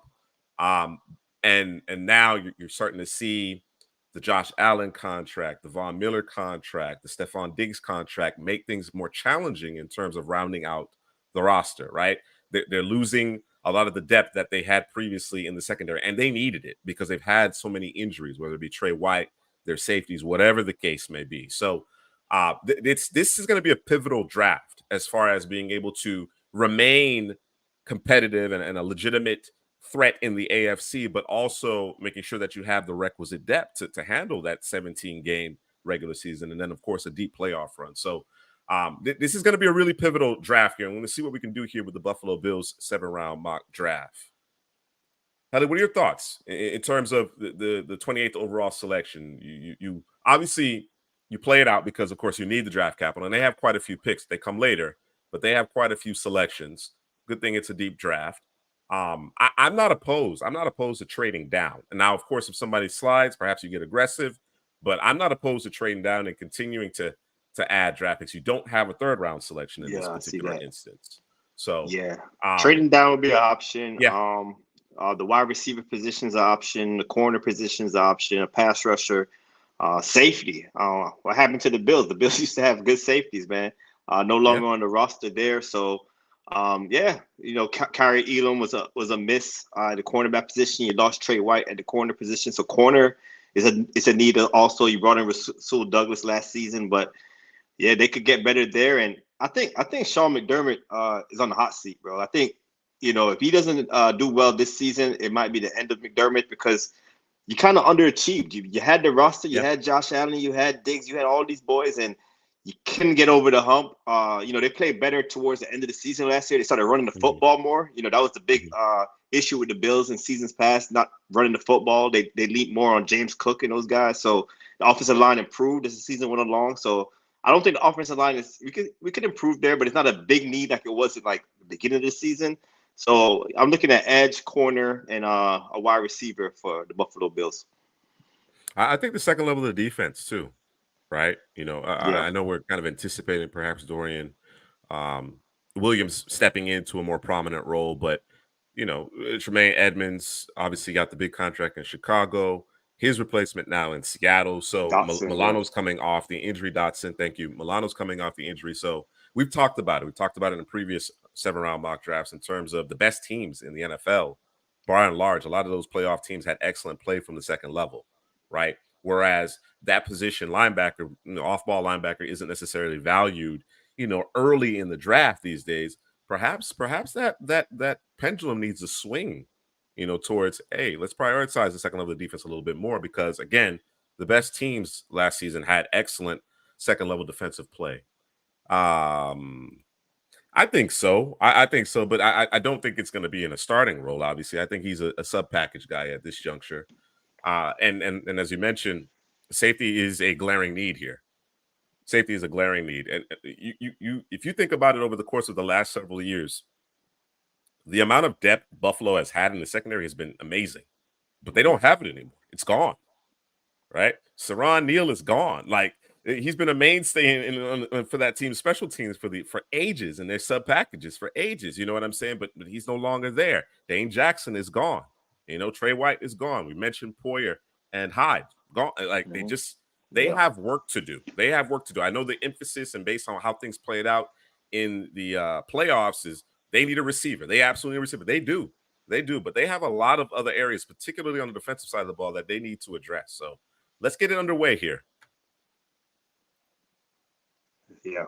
I think, everyone's, like you said, everyone's asking for that receiver, but, you got Diggs still. I like Shakira as a slot, and then Kincaid is like another receiver for Josh Allen as well. So, might not need to go wide receiver early in this draft. I think secondary. I think we got to go secondary.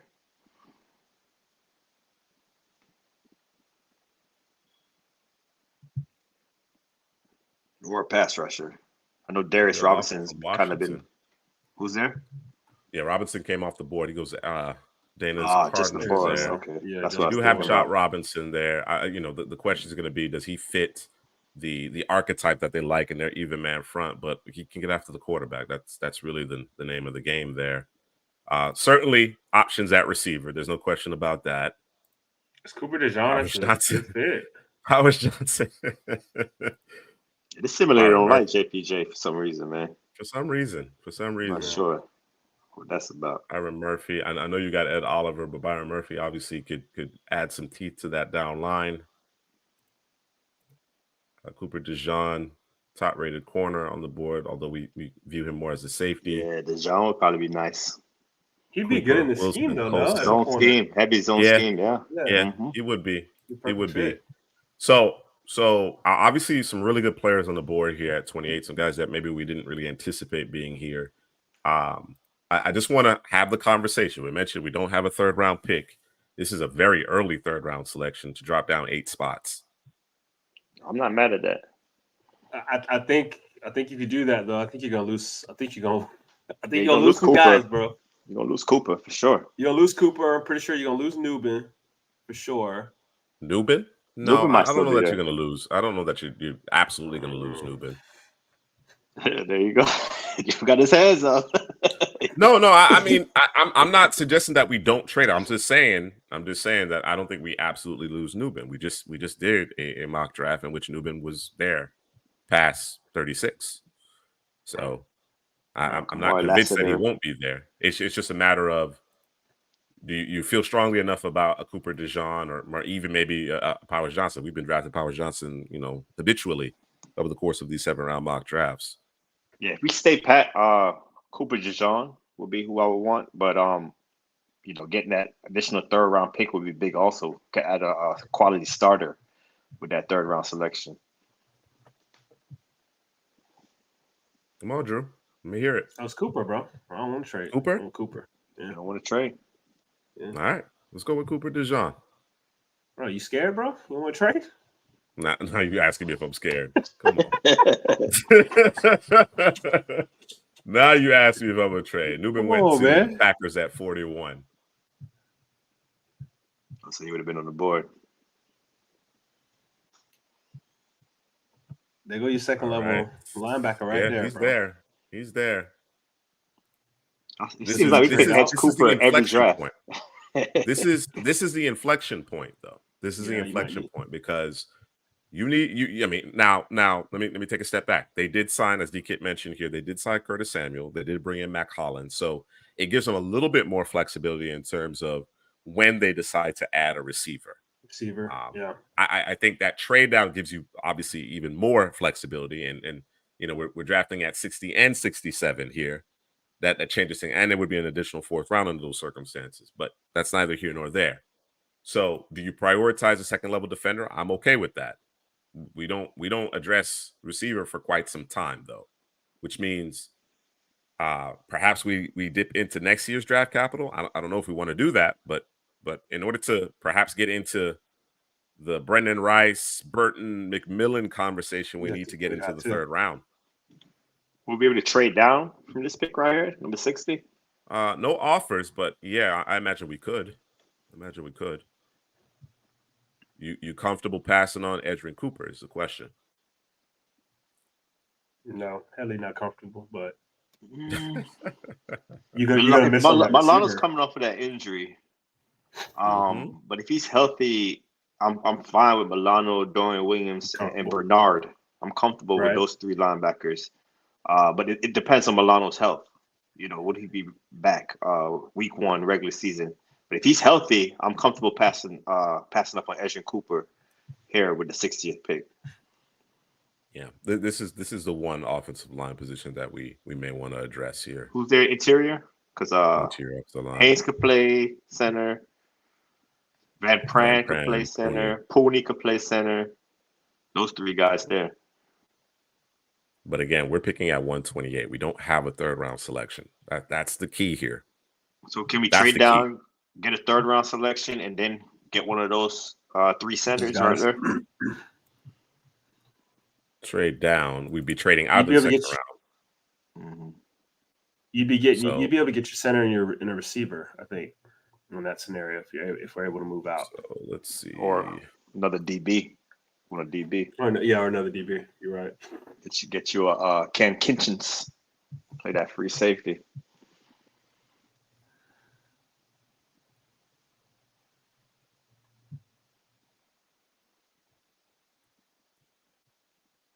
Ooh, there it is.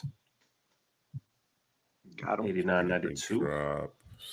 I'm trying to see if I can find a pair of higher third round selections. It was a hell of a drop, though, no? Yeah, it's pretty significant. Oh, yeah, from 60 to 89?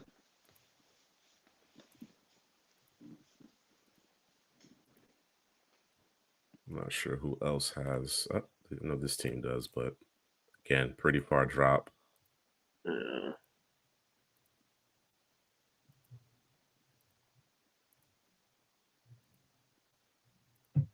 It's just tough, man. They're saying we're giving up too much here. They got to give us something else. So we dropped 20 spots to pick up 2 third-round picks and a 4th-round pick. That ain't bad. It's probably our best bet here. It's a pretty steep drop. It's a steep drop, though. So you get 80, 97. Do we want to do this and then watch the interior offensive line and then maybe pause and trade back up for one of those three centers? Perhaps. I'm good with that. Perhaps.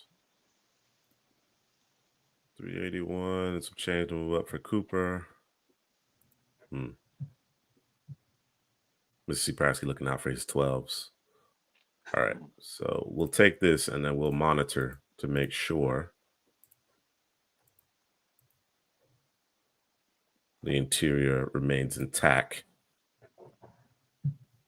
Edgerrin Cooper to Kansas City. You guys just let that happen.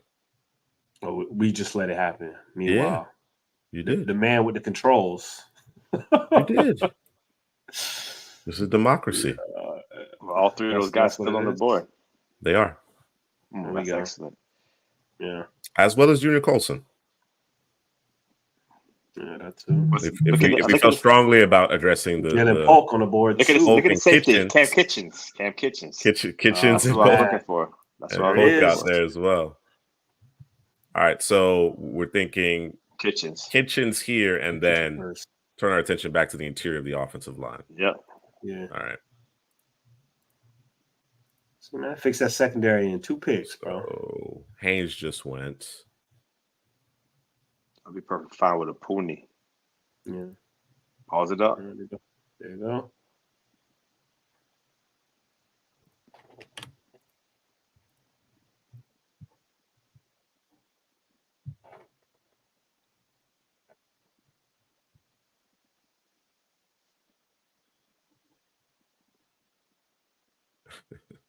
Come on, bro. All right. So we trade back up, make sure we get Dominic Pooney. There we go.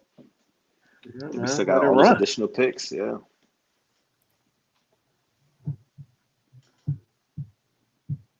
Jermaine Burton would have been a good one. Just went. Yeah, I almost stopped it, bro. I was going to tell you, but I was like, maybe we just take a chance, see what happens.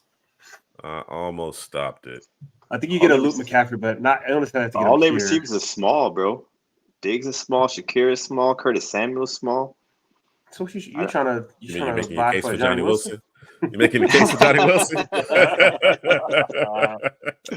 Big Johnny. Do you trust him? Is my question. Can he catch the ball? Can he catch the ball? I've been thinking as of late. If you want to pivot to a bigger receiver with the ability to kind of stretch the field as well, is Cornelius Johnson. Michigan. He's so kind maybe of. we come back. We get him later. Yeah, we come back. We could probably get him. Yeah, I think we can definitely get him later. Jack Saint obviously has some size as well. Kincaid is your big receiver. For Josh Allen. Yes, and I think that's a good point that you made there, right? I thought the Curtis Samuel, I'm not the biggest Curtis Samuel fan, but I thought that was a good addition. I thought he was a good addition. I thought he was a shrewd free agent, addition. He has some explosiveness. He can make plays after the catch. Obviously, you're not bringing him in to come in and usurp 120 targets or anything like that, right? Assuming he stays healthy, I think he's a quality addition. I think Josh Allen is the type of quarterback that can raise the level of the players around him. So I don't hate that. And I like you talked about size. Mac Hollins actually presents some good size as well, right? Wherever he goes, he seems to make plays. Again, not a guy that you're going to count on week in and week out necessarily, but he has a tendency to make big plays as well. So they're in a better situation than they were obviously prior to the start of the new league year, but I'd still like to add some talent to the receiver room. Whether we do that here with Johnny Wilson, because again, you're talking about size. I don't know if we want to do that, but it's a possibility. It's an option. We have a lot of draft picks here over the next few rounds. Can we look at edge real quick? Yeah, sure. That's what I was. Yeah. Oh, there you go, your boy right there. Yep. Yeah. Yeah, you already know that one. Yeah, that's gonna be hard to pass up. If we wanted to go back to safety, we could. I think we are. And things are escaping me right now. Poyer and Hyde are gone. Did they bring in another veteran to this? They got point? Taylor Rapp.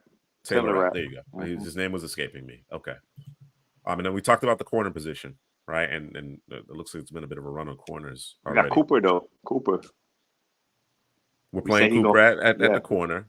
Playing Cooper at corner on this defense. Like I said, they could probably add another one, but we don't have to do that right now. Yeah, I like Gabriel Murphy. But I don't think how big is Murphy? Because Buffalo fans always want those bigger edges, but the bigger it's the pro. Yeah, I think he's on the like slimmer 260 side for sure. 260. Yeah, let me look it up. I know Solomon's smaller than him. But yeah, it'd be hard for me to pass up Gabriel Murphy. Just another pass rusher. Because we like Rousseau more in the interior, him and Ed Oliver on the interior. Then we got Epinesa, big fan of Epinesa. 247. Oh, 247. Yeah, even smaller. I'll still take him, man. I'll still take him right here. Drew, what say you? Yeah, well, they the body types ain't necessarily been working out for them boys, man. Get somebody with some flash and some bash come off the edge, bro. Let's do something different, man. All right. And what about running back? After James Cook, what are you looking at the running back position? Is it Ty Chandler? Ty Johnson. Ty Johnson. There we go. From Maryland, right? Yeah. And then Darrington Evans. Yeah, they need a running back. They need another running back. We get it with a guy like Braylon Allen, bro. Mm-hmm. Bruh. Bring him in December, January. Yeah. Mm-hmm. I'm with that. You're real nasty. What is Gabriel? What is he ranked? Who's higher? I mean, Murphy, Allen's ranked higher, but Murphy's the highest ranked edge.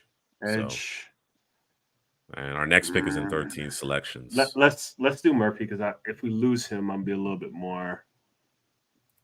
He's a little bit more hard pressed. We could maybe shift our attention to a Ray Davis or something like that. Mm-hmm. Yeah. All right, Gabriel Murphy. It is.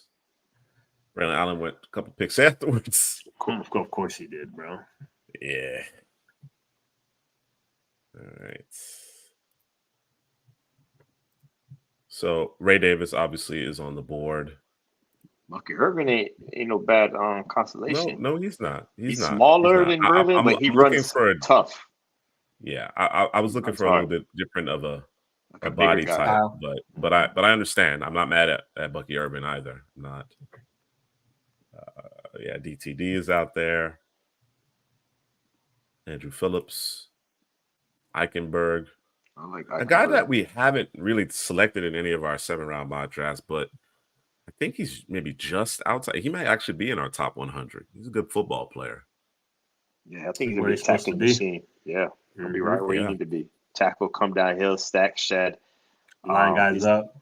He doesn't have that athleticism that everyone's looking for in the position, but I like him. I like him a lot.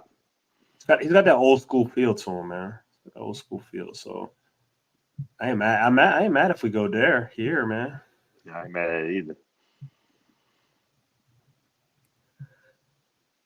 All right. Do we want to prioritize? All right. We have 128, 133, 144. Guy, obviously, that we like a lot. DTD would be a nice addition to the secondary as well. There's Eichenberg, as we just talked about. Well, if you go DTD and Cam Kitchens, you have two interchangeable guys there, I think.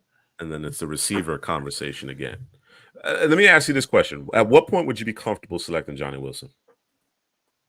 I think he's more 5th round. I think a 5th round guy, day 3. Because it's like so many receivers, man, that this offers a little bit more to him. He's a big body.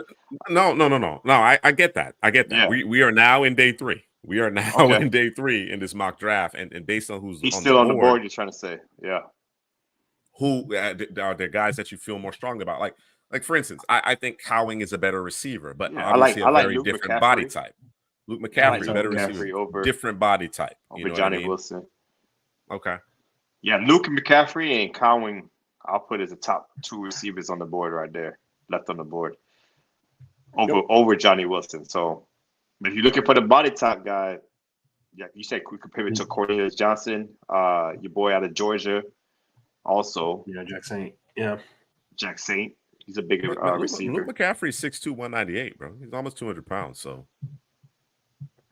he got that route running down. McCaffrey's not small. He's not physically imposing, but he's not small. Well, I'm fine with Luke. I'm fine with Luke McCaffrey. Who were we talking about earlier? I lost. Oh, the linebacker Eichenberg. Yeah. So there's DTD, there's Eichenberg, McCaffrey, and Ray Davis are all players that I'm kind of looking at here. Yeah, and Dana brought up Eichenberg, saying if he's more of a box linebacker than a cover guy. I think he's fluid in short zone. I think he's a very aware. Intermediate. He's aware in pass coverage also, so that makes up for his lack of athleticism. So I think he's fine in pass coverage as well as against the run.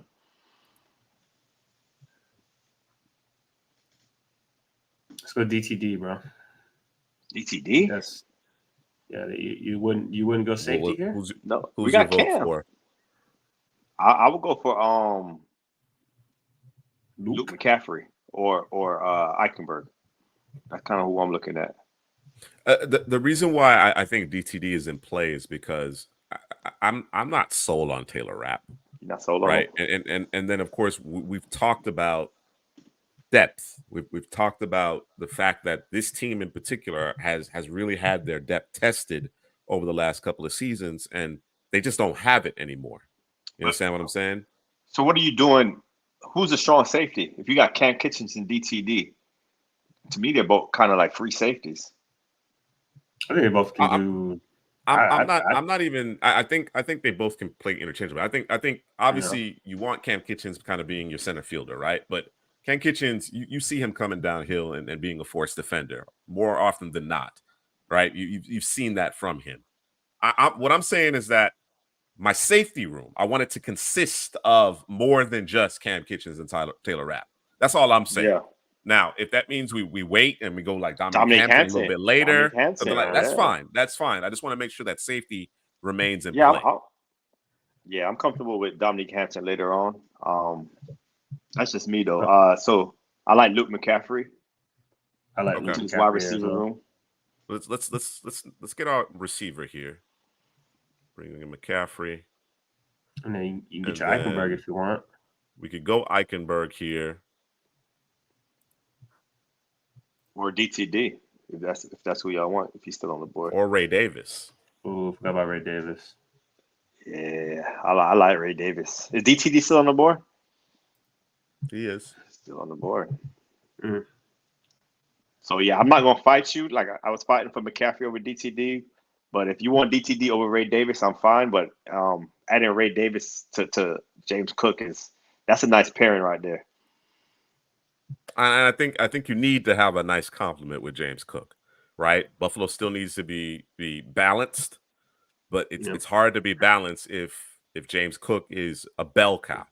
You understand what I'm saying? He's going to be more effective as a slasher with a little bit of a lighter load as far as carries are concerned. Yeah. If we're talking about safeties too, even though I love DTD, like I said, with Cam Kitchens there, I'm thinking like get like a Bo Bray. You want a more physical. You want a more safety. Physical enforcer type. Yeah. I got you. So I'm going with Ray Davis. You got Malik Mustafa there as well from Wake Forest. Yeah, I'm okay. I'm okay with pivoting away from DTD. I just want, like I said, I wanted to make sure that safety was still in our calculus because we have quite a few draft picks remaining. So you want to lock in Ray Davis here? It's Eichenberg or Ray Davis at this point. Dylan Johnson could be your sledgehammer too now. Yeah, I was thinking about him as well. That probably would be my next sledge. Let's go Eichenberg here. Give Tommy some love. All right. Yeah. Tommy Eichenberg. He just seems like a Bills player too, man. You know, he reminds me. Yeah, it's kind of things that Milano could do as well. Let him sit in that zone and do his thing, man. Be responsible. Damn, they took them both? Who's both? That? Oh, yeah. Dylan Johnson. Damn, bro. Yeah. Dylan Johnson. Who's that? Dylan Johnson and who? Oh. Yeah, Davis. Yeah. You got Will Shipley. How y'all feel about Will Shipley? Isaiah Davis is intriguing too. Yeah, Isaiah Davis is intriguing. Garendo obviously is that size speed combination. And then you're waiting at that point. You got the Kendall Miltons of the world, Rasheen Ali. Yeah. Kendall Milton late is intriguing as well. Yeah. My notes on Isaiah Davis: runs hard through the hole, ability to run through tackles. His feet is always moving. He runs a little bit high, but 6'1", 220, high end production. He's a big back with quick feet. So we lost out on Ray Davis. So I think Isaiah Davis, 6'1", 220. That's intriguing. I think he can improve in pass protection though too as well. Kendall Milton's a big back. Yeah, I like McKellen too, Joe. I like him too. So I think there's some backs that represent, a little bit of a larger frame, even though we may have missed out on the guys we coveted a bit more, a little bit later. So I would consider Davis at 160. I would consider him at 160. This with 144. What would you guys like to do? Let me take a peek. Just the interior D line. Did we get it? Tyler Oh, yeah, we Davis, got that's your everything. guy. Perfect. You guys there. Oh, bro, we need these boys got Tyler they got Davis. Jaquan Andrew Jones, Phillips. Eli. Yeah, we can go Let's get Tyler get- Davis. Yeah, let's do interior here, man. I need that. Tyler in the Davis. worst What way. about? I just want to make sure that we have the conversation. What about Andrew Phillips? He seems to be sliding a bit here. Does he fit this scheme though? They run zone, right? Andrew Phillips. Not that he can't play zone, but I think his best fit would be man coverage, being physical, running with the receiver. Nah, doing David. his thing, man. Nah, that's not happening. You have to trade up. He's not making it into the second round. You're gonna have to trade up. I understand speaking it into existence, but it's not happening. If the medicals didn't check out, but I think his medicals checked out. He ain't getting past the Bucs if you fall that far. I don't see that happening. So Drew, I heard what you had to say on Andrew Phillips. You don't necessarily think he's a great fit for the scheme, right? Helly, what are your thoughts? I think he could play zone and man. You know, when I watched the tape at the Senior Bowl, he was locking it down, man-to-man coverage. But the tape, he played a lot of off coverage. So I think he could do both. I think he plays zone man. I think he has inside, outside versatility as well. Turn, run, locate the football in the air. Very aggressive, man. He'll come up and bang. It's just he got to wrap up. That's the thing with him. He misses a lot of tackles. So I think he could do both. I don't think he's I think he's scheme versatile. So we have obviously Cooper DeJean. We've added him to the mix. Teron Johnson has been extended. You got Christian Benford. Elam is still there. I'm not sure who else I'm missing, but I would be hard pressed to pass up Andrew Phillips at this point in the draft. We're in the 5th round now. I think we need to select him, even though it may not necessarily be a pressing need. I'd like to add a corner of that skill set to the mix. Yeah, we just have to come back and get somebody up front, like a defensive tackle, also, like a Tyler Davis. Yeah, we're at 160. We're at 160 and 163. So we'll be with it. We're busy. We're busy. But again, that's the case I'm making for Andrew Phillips. If you think Tyler Davis is a better selection in this particular instance, let me know. Who's corners after Phillips? See, I like Smith Wade a lot too. We could take Simpson with the idea of playing him at strong safety. By the way, yeah, that's true. I like Nehemiah Pritchett. I like what I saw from him. McGlothern, your boy right there. I started my work on Dial. McGlothern would be great in this system. Yeah, he would. So yeah, he would. I think I'm leaning towards wait on him. Tyler. You want to wait on him? Okay. Yeah. There you go. Talk yourself to him. I ain't gotta say nothing. All right. Talk yourself. You going Tyler too, Drew? I knew you were going Tyler. Yeah. You know it's going Tyler, bro. Yeah, this guy's a bully in the run game, man. 2022 tape, you saw him get after the passer. That's what I was first exposed to Tyler Davis. Just one gap and getting after the quarterback. But, you know, his sack production took a dip in 2023, and then he came to the Senior Bowl and showed he's one of the better run defenders from the interior. All right. We have 5 picks remaining.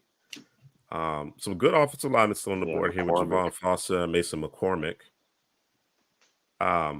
You said 160, they've locked in Dawkins long term, right? Yeah, we have 163.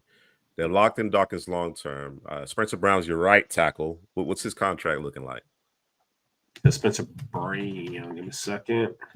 I like McCormick on this offensive line.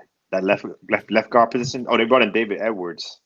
Did they bring in David Edwards from the Rams? But they could use another left guard. There's a couple of guys, D-Kid, including Bo Bray, that I think fits that bill. If you're looking for a safety that's going to come down and be a force defender in the run game. That's last year's deal for Spencer Brown. Okay. So Javon Foster. Yeah. We can go McCormick and Foster if you feel that strongly about it. That we probably lose out on Isaiah Davis at that point. I think that's fine. Yeah, I think it's offensive line. Yeah. Let's go back. So who do you prioritize? Probably Foster. Foster. Tackle. Okay. What do you think, Drew? Before you select it? I mean, it's only tackle at the guard. I think we're safe either way, bro. Okay. Yeah. Let's say he ain't scared. No, I ain't scared, bro.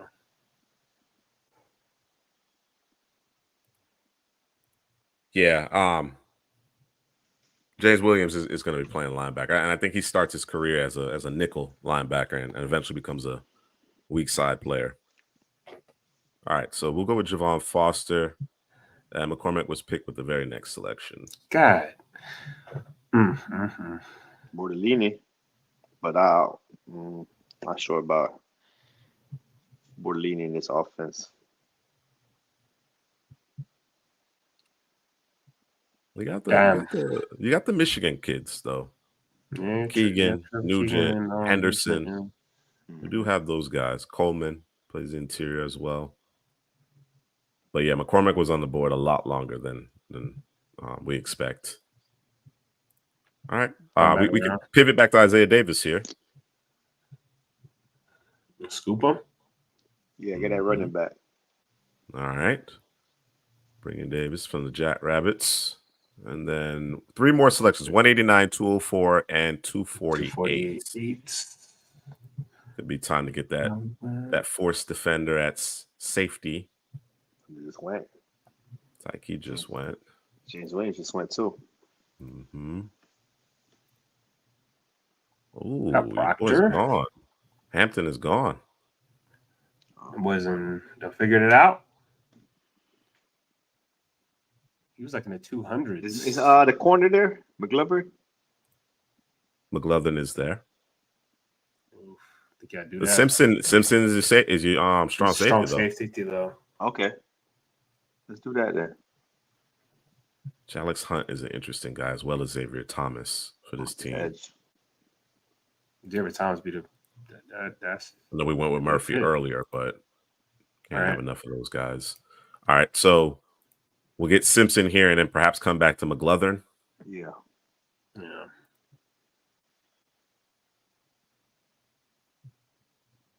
We're getting this defense right, man. I really do think, and again, I know Bills fans feel like, they were just a couple of completions away from winning this game, but I've mentioned it over the years that in the playoffs, they just haven't been able to get the stop that they need. Nope. You know what I'm saying? 13, 9, 8 seconds, they can't get a stop. You know what I mean? Like, make the defense championship caliber. They've obviously played well during the regular season, but when you're playing the best quarterbacks, you got to find a way to be able to get off the field on third downs. You got to be able to get some stuff. You got to force some field goal attempts. You know what I mean? In those crucial moments. All right, so McGlothern is there. We can go ahead and add him. Yeah, let's add him. And that really rounds out our secondary. And then that leaves us with one more pick. So Dwight McGlothern. And we could potentially come back to the interior of the offensive line. Michigan guys. Keegan. Looks like Henderson got picked. A couple of them got picked already. Yeah, they're all gone. Damn. Kingsley's still out there. Yep. Always the consolation prize in Kingsley, man. So Kingsley can be your center long term. Yep. And Pooney play guard, vice versa. We can figure it out between those two. Legos. That worked out and locked in. All right, we're all on board for Kingsley. Yes, sir. Wakun. All right. Okay. We fixed the Bills. A lot of draft picks here for the Bills, but I think we got a haul. To your point, I think we definitely got a haul here. Cooper DeJean at the very top, followed by Cameron Kitchens after a trade down. So we didn't have a third round selection. I think we were sitting with the 60th overall pick. We actually traded down 20 spots to add the 93rd overall selection plus 115. So we added quite a bit of draft capital. Came away with Cam Kitchens, Dominic Pooney, and Gabriel Murphy. Murphy, obviously, in terms of the body type, not a traditional 4-3 edge, but I think certainly year one, you can bring him in obvious passing down situations and really add some teeth to the pass rush to do exactly what I just mentioned, which is get off the field. There's going to be critical moments in these games in December and in January where you just simply have to make a play defensively. Somebody has to come up and make a play, and that's really what bit Buffalo last year, at least in my opinion. Again, if you want to just focus on a handful of plays, certainly Diggs comes down with a catch, or Chris Jones doesn't necessarily get the pressure on Josh Allen. You got receivers running open. It's a game of inches for sure. But over the course of the last few seasons, I've felt like the Buffalo Bills just haven't played well enough defensively in the most critical times of the game in order to get the one stop they need in order to move on in the tournament. So I think Murphy can certainly help in that regard. Luke McCaffrey, we talked about receiver, obviously, right? And that was kind of the debate. We'd like to add somebody, but we want to get somebody with some decent size, and McCaffrey's about 6'2", 200 pounds. So quality size there, adding him to the receiver room. I like what the Buffalo Bills have done in the offseason as well with Samuel and Mac Hollins.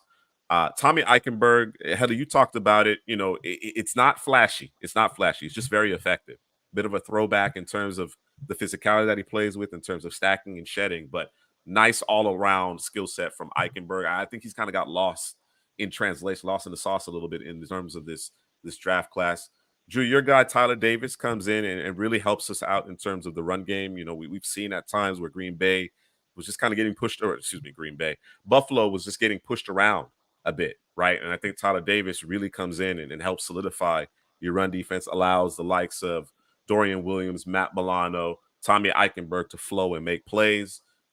Spencer Brown, last year of his deal, not sure if Buffalo is planning on re-signing him long-term. I think Javon Foster certainly could give you at least, at a minimum, what Spencer Brown is currently giving you at the right tackle position. And then, of course, we added Isaiah Davis, that some size and physicality, some burst, along with James Cook in that running back room. Keep James Cook healthy, right? Keep him fresh, because we want that explosiveness to be available to us late in the season.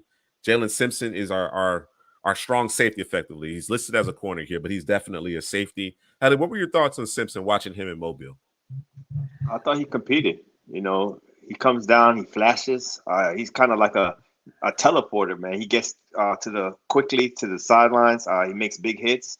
The coverage ability, I thought, he need to clean that up a little bit, but we're not going to really ask him to cover guys in the slot that he's not supposed to be guarding. So, we kind of want him to come down in the box and make hits and separate the ball from receiver's hands. So, that's what he does best.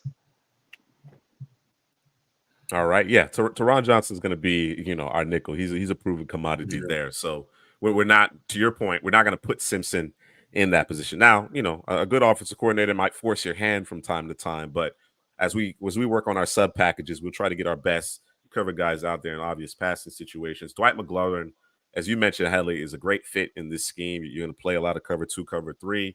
He's an excellent boundary corner with excellent ball skills. I've mentioned it before. I think from 22 to 2023, he really cleaned up the penalties, right? This was a receiver. This was like a highly touted receiver prospect out of high school. So the ball skills are evident. He's still working on the finer points of playing the cornerback position, but his ability to, again, make a play, create turnovers, generate plays, make plays on the football is exactly what Buffalo has been missing on the defense. They've played such a reactionary style of football on the defensive side of the ball that it's cost them. It's cost them late in games. They're never really dictating to the opposition. So hopefully they make that adjustment with some different skill sets here in terms of the defensive secondary. And then your guy, Drew, at the end of the draft here, Kingsley, I think just in terms of the skill set, he certainly warrants earlier selection, but because of the injuries, we imagine he slides a bit. What do you like about him, his skill set? Bill, I think he played both guard, and I think he can play both center. So I think he gives you the versatility there. I like his hands. I like his ability to recover when he is beat. But again, the injuries, man. So, and I think it was just this year in particular, in terms of the injuries. So, but I don't know. I guess there's not a lot of talk about him. Usually is an adjustment made, and there hasn't been an adjustment made as far as I know with him in any mock draft that we've done, in any mock draft that we've used, mock draft simulator that we've used. So, maybe we're missing something. I don't know, man. Maybe you go back to the tape and watch, but there's really been no movement with him in particular. So it's always kind of hanging around, right? I think obviously the time that he missed is contributing to that, and the fact that the Gators offensively were tough to watch. Yeah, it was bad, bro. They were tough to watch. I think he's getting kind of thrown in with that mix. You know what I'm saying? Right.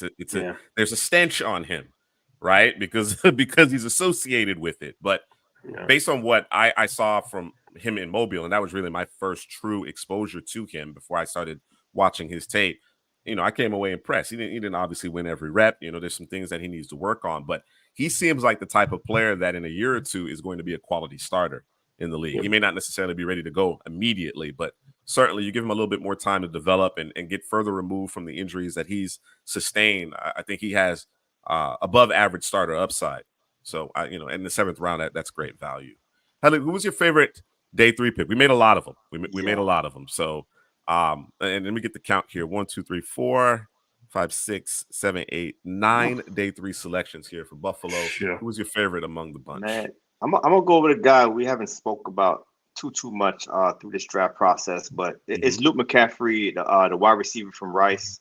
We saw him at the Senior Bowl just make plays every single day. It was like Luke McCaffrey kept showing up day 1, day 2, day 3. Then he went to the combine and showed his athleticism, running, doing those drills. He looks really fluid out there.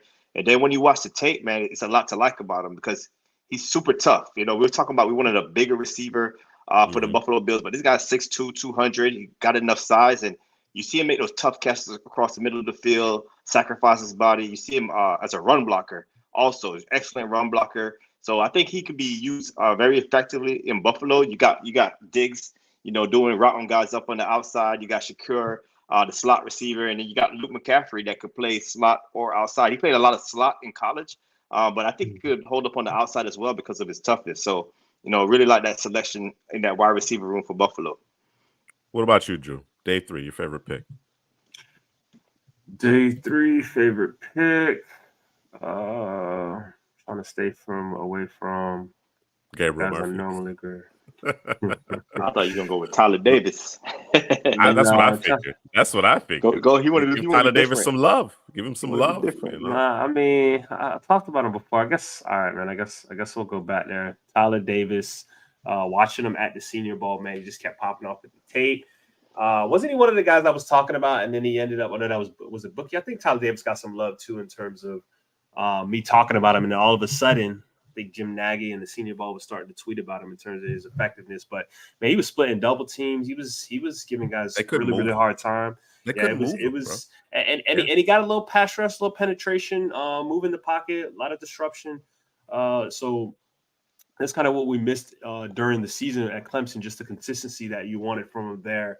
What wasn't him in Rook? Both of them didn't both of them get invited last year, and the boy said, "No, we're gonna stay in school. We chilling." And so, but I think that's because looking at the defensive line for Buffalo, it's light in the room, bro.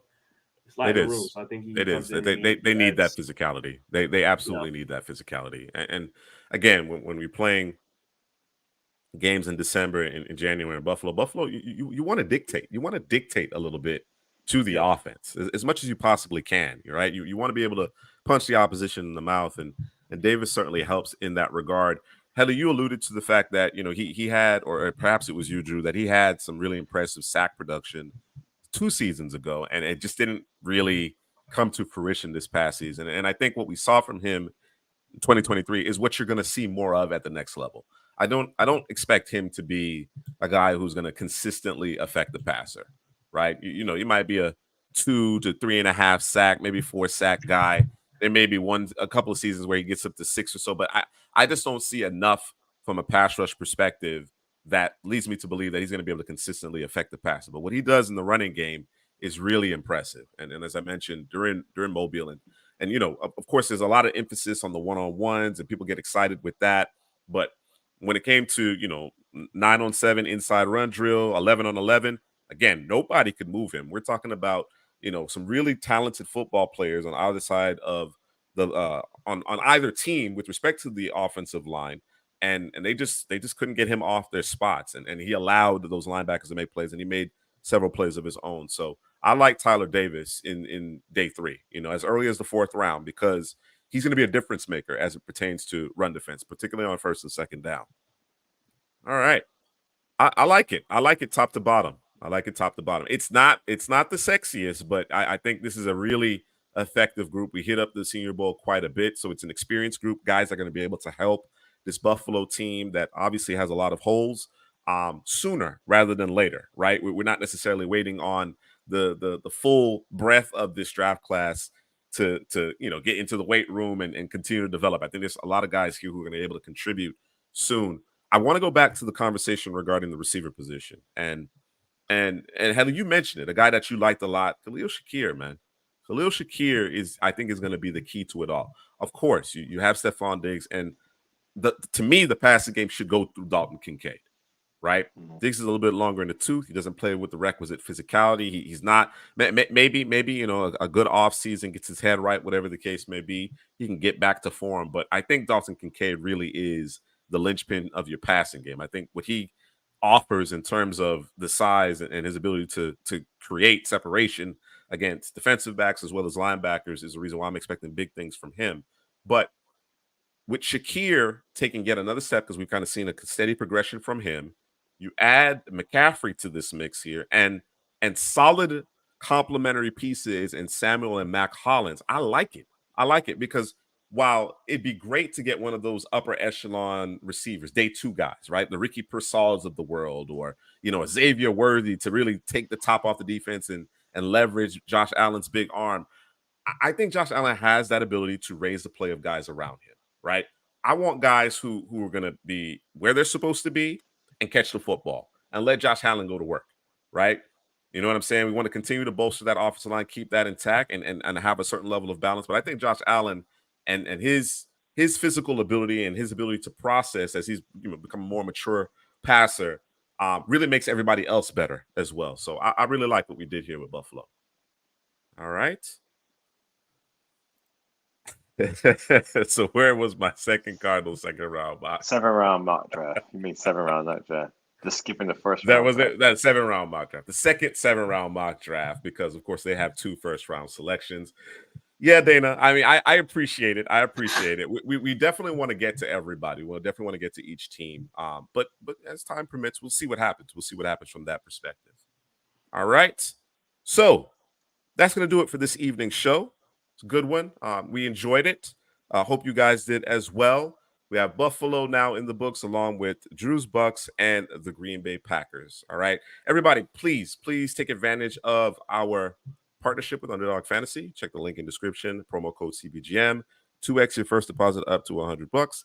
Do us a favor, like, comment, share the video, right? You know what I'm saying? Whenever you see us pop up, when you ever see us pop up on your timeline or on your homepage and YouTube, just click on that video, let it play. You can mute us if you don't want to hear our voices. You can mute us. Hit that like button. All right. So for Headley, Drew, this is Juice. We will see you guys Friday night.